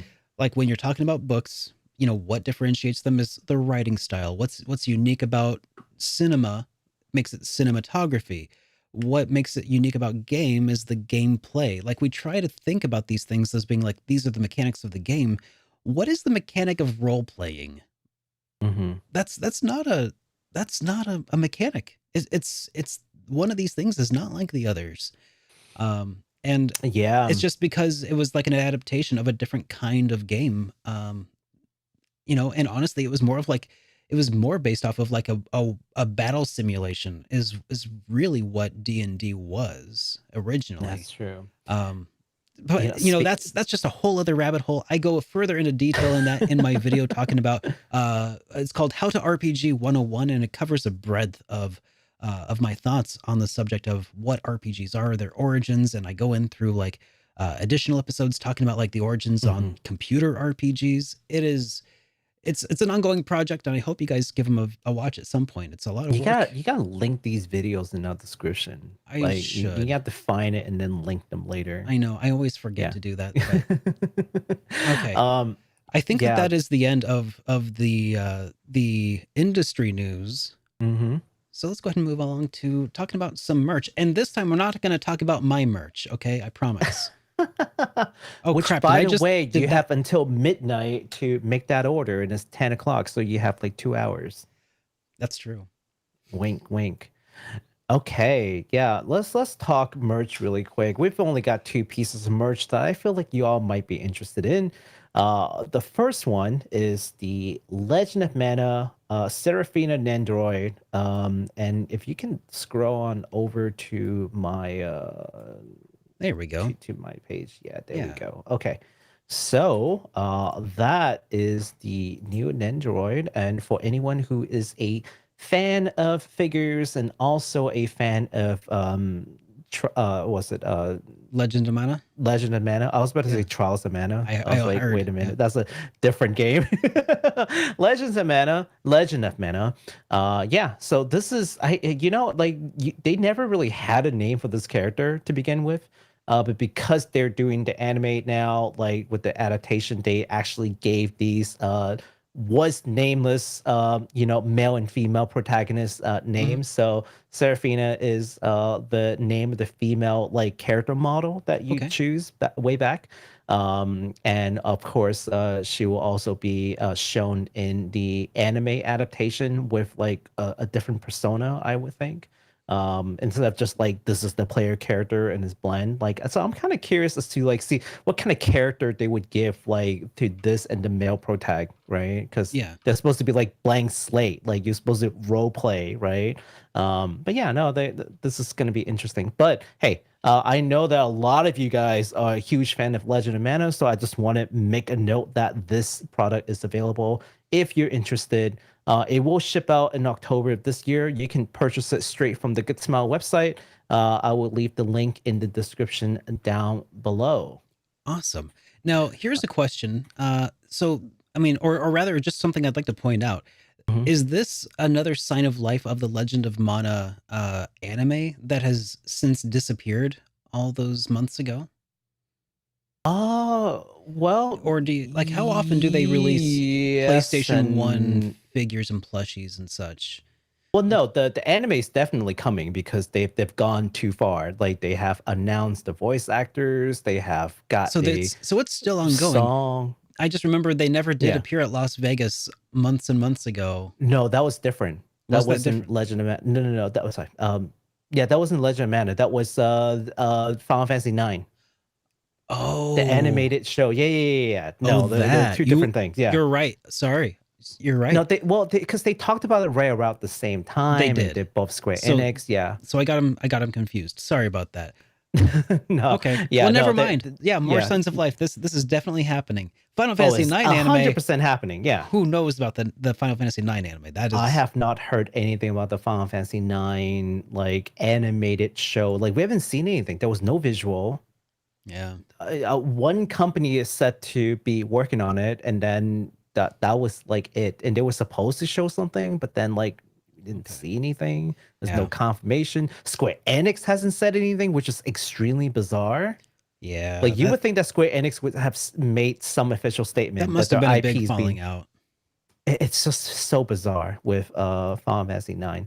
But just know that the Legend of Mana is definitely happening. Definitely happening. Unless it doesn't. I mean, because COVID. Yeah. Who knows? All right. The next item, which I think a lot of you would be extremely interested in this because there's a lot of Trails fans in here, and that is the Trails of Cold Steel Altina Orion figure from, again, Cold Steel 2. Mm-hmm. So this time it is not Kotobukiya, but this time it's in Quest Q. Quest Q makes slightly more premium figures. This is a 1/7 scale. Okay. And I'm just And showing Altina is a oh, small oops. person anyway, so 1/7 Yeah. scale. That's like what, tiny. 1/8 or what yeah, so 1/8 for everybody else. This is the Black Rabbit special suit version. So hopefully this is not like some kind of spoilers for people who hasn't played Cold Steel I think that's 2. the outfit I've seen her wear, so it should be fine. Yeah. And I'm also showing like Big Back Toys because, you know, people ask like, how can I order this in the States? Well, here's Big Back Toys. But there will be other ways to get it. This is not the only way. Ami carries it. There are a plethora of stores. Feel free to reach out and ask if you want to find legitimate source to get legitimate figures, because guess what? It's like 200 some dollars. Like, it's not chump change. Yeah. And if you really like this character and you really want to get it, you want to make sure to getting like the premium, correct, original, not some bootleg. Do not go to eBay and try to buy these. Do not go to Amazon and try to get these. I Do not guarantee pass you. go. Do Yeah, not like collect there $200. are like 90% of times they're bootlegged. And if the price seems too good to be true, It probably it is. is. Yeah. It is. Yeah. Like, why pay $260 when I can just pay $50? Suckers. Yeah, you probably got a Chinese like knockoff, like guarantee you. And it's gonna look like weird, like the face is off, like, and you're just like, It's gonna oh, look like my something's Kingdom wrong. Hearts figure. Yeah, Kotobukiya is definitely solid. Quest Q is another very reputable brand. So yeah, reach out if you are not an avid figure collector, you want to start a hobby. This is the one that's convincing you to do it because you're such a big Trails fan. Let me know. I can hook it up. Just like X, who asked from last video. Yeah. Now, All right. let's go ahead and move on to one of our final sections of the stream, and that's going to be responding to some questions as well as the outro. But before we do talk about some of those super chats that we've received so far, I did want to ask Baku one extra question today, because this ties question. in. Yeah, this ties into the subject of Sony making that webpage about what is and isn't Okay. an RPG. I forgot to ask you this during our discussion, so I'll ask it now. Yes. Why do you think Sony made a webpage now to talk about JRPGs specifically? Like, That's a good question. why? Like that I didn't took even think money. about that. It took money to do that. Like, somebody got paid money to write that. Somebody else got paid money to make the page, and then they did it. I wonder if it has something to do with, I wonder if they're going to be reworking their JRPG section or making a JRPG video game section on like PlayStation Network, maybe, to like help categorize those games. And what reminded me that I wanted to ask you this is somebody in the chat was mentioning like that their current system for organizing for JRPGs is rough. So yeah. So that could be it.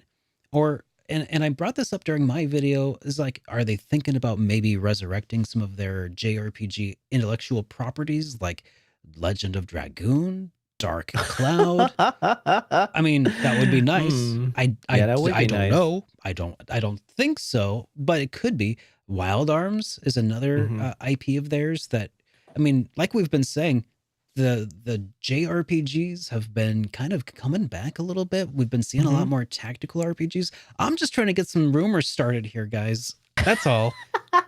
So not JRPG, but I would definitely want to see Sony bring like Gravity Rush back, because like everyone who's played the game loved the game, and I just don't know why they wouldn't expand on it. The story's great, the art's great, the gameplay was really fun. You know, like it's a great game, and Sony doesn't have a lot of good first-party title from the JRPG arena, especially.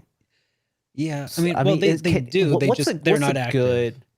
what's a good first party title from Sony that they could like easily turn that into like a Sony mascot? So like when the last RP here, I'll use somebody else's definition of a JRPG and say Demon's Souls Mm-hmm. is an RPG that is Japanese that Sony does have the rights to. Mm-hmm. Same with Bloodborne. Um, Mm-hmm.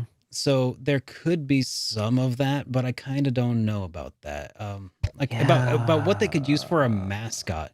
Like there's no Cloud that they could use. You know what I mean? There's no Cloud Mm-hmm. Strife. There's no Mario for Well, them. they kind of have some exclusivity for some games though, for some JRPGs through Square Enix, right? Like Yeah, but exclusivity is is not first not the party. same. It's Yeah. not the same. Yeah, like that's why I always feel like they don't have that. Like they're the Oh, weakest point of somebody says Sony is Kratos. I don't know. That's I don't. it apparently Do is we an want RPG. Kratos as? Yeah, do we want Kratos as like? I would be a little reluctant to use Kratos as like Yeah, my me too. Well, he mascot was a mascot for character. like during the PlayStation 2 era. He was the face of the PS2 for a while. Hmm. Uh, Yeah, not yeah. not that I think Kratos is not a good character. I think Kratos is, especially over the years, definitely evolved into a way more multifaceted character. But Yeah. I would be reluctant to use him as a mascot just because we're asking for different qualities. I think the answer Um, is Dart from Legend of Dragoon. That's it. That's all they got. As far as like a real traditional uh, turn-based RPG pro tag, yeah, that's their guy. That's yeah. And I'm bring him sorry that back. that kind of like veered off into a slightly different topic because it's really two things: is first party RPG, but also like first party games in general is Hmm. already kind of lacking. So it's kind of like, yeah, it's kind of both. But yeah, as far as RPG is concerned, for Sony, I mean, any your guess is as good as mine or as to why they're doing it, but I feel like they've already have a. I mean, I think Xbox is soundly defeated with the RPG, like a JRPG Yeah. area. Yet they have those, but the first thing you think about when it comes to JRPG, you're not thinking Xbox. I think Switch is doing better than Sony in Hmm. some sense, Yeah. but Switch is where you definitely go and play all of the RPGs that you loved from last gen. yeah, and I feel like Nintendo would be the only true competitor against Sony in the console space. Hmm. So if they want to strengthen their ground on it, they might want to spend some money and effort to build that up. Yeah. Especially, and I think the more interesting thing is maybe they're finally acknowledging that there's a huge population of people in this world Yeah. who are into JRPGs, who would spend the money and buy their system and buy the games enough that it warrants them to, look into this area and see how they can expand on it. And let me just and let me rephrase that last thing I said a moment ago. The Switch is where you go to enjoy all of your favorite RPGs from last gen as well as first party JRPGs that Yeah, like Xenogears and Fire Emblem and such. Um yeah, yeah. So yeah. just to avoid the ire that I have already narrowly avoided so far, I'll just Yeah, throw I that think that's where the whole first person RPG thing that I or was first party. thinking about come from. Yeah, Yeah. like first party. Yeah, I mean, can Intel system make games for someone else? Sure, but are they? Yeah, no. Their Fire Emblem is Nintendo forever. Like, let's just be real. Hmm. Monolith, same thing. Like, can they realistically make Xenoblade for something else? Sure, but are they going to? Absolutely not. So they're not first party per se, as in like Nintendo don't own them, but they might as well be. That's sort of what we're getting to. Like they're so exclusive to this one company that you are just not going to see their games like in other like companies' consoles, right? Yeah. So, or really any platform. Like they're not going to PC either. So, Yeah. um, that's where Square Enix it might be like a time exclusive, Now, right? yeah. Like, So Okay, that kind of wraps up what I really wanted to cover with Sony. It's just some speculation, hype responsibly. It's interesting, yeah. Now we Thanks have for some asking. super chats though that we do need to respond to here. Starting with this one from Yum Yum Raisin, who says, "Happy birthday to me!" So happy birthday to you, Yum Yum Raisin. I hope that your birthday has been awesome. Mm-hmm. Thank you for sharing that is your birthday today. Happy birthday, man. And then we got this one from Duo Beard. Says Jack Garland would make Forspoken more fun in air quotes. Fun. I'm going to talk to Scott about this later. It's like, Scott, what is this fun that you're referring to? Let me know what you find out. The, but it's probably under embargo, so you're probably not allowed to say. But you know. Okay, I have to ask him later then. Yeah, see if he responds. Okay, we got another one from Duo who says, "Congrats to everyone who secured their SuperDerek merch." Hey, yeah, congrats to everybody. You could still do it. You have like another hour and 2 hours, an hour and a half. I'm kind of done pushing it at this point, Baku. That is, time. I mean, it's a really cool hoodie, I gotta say. You have time. I mean, it's got the print on, so it's all screen printed on Bella canvas hoodies. It's got like a metal zipper, and I love the trim. Like, there's so much I could go on about this, and how Switch Wicked is the company who's making these. They're a couple of artisans, honestly, who just value like the quality of the printing process. Like, it is an art to them, and they designed the art that goes onto this hoodie. And like I wish that there were some things that I could like include in my pitch to people when I'm making these that I can't, like, always. That you haven't already said, right? I mean, honestly, they do great work, and it's super comfortable. But yeah, if you haven't bought it yet, you're probably not gonna, but you do have a little while left. Yeah. And then finally, we have one from Consod, who says, "Hey guys, Bayo, DMC, or NG?" What's NG? I don't know. New game. I don't know. I mean, I get DMC. Yeah, NG? Devil May Cry, Bayonetta, or NG? I don't know. Hey, chat, what is NG? Yeah, help us out, chat. We're struggling. Ninja Gaiden. Ninja Gaiden. Okay. Thank you. That makes perfect sense. Okay, now it makes sense. All right. Personally, I'm gonna go with DMC mostly because I've never played Bayo, and Ninja Gaiden. The last one I played was on the NES. So yeah, I would love to answer you, but I haven't played Bayonetta, so that defeats the purpose. I played DMC, I played Ninja Gaiden, but I've never played Bayonetta. So literally the game that you're asking me to compare against is the game that I haven't played. So maybe what that means is I need to go play Bayonetta, even for a little bit. Maybe. It's a really Duo says new game. I'm so sorry. I'm so sorry, Khan. Yeah, I know you paid for this answer, but I think I might have played some Bayonetta a long time ago, but DMC, I have played so I've played the first like 3 PlayStation 2 Devil May Cries. I really enjoyed them a lot. Then I played quite a bit of the reboot DMC, which I thought was actually a lot of fun, despite the lack of classic Silver Dante hair. But I think he gets it later on, like in New Game Plus or something. Okay. So the that's new cool. DMC, isn't that the one that people like everyone hated?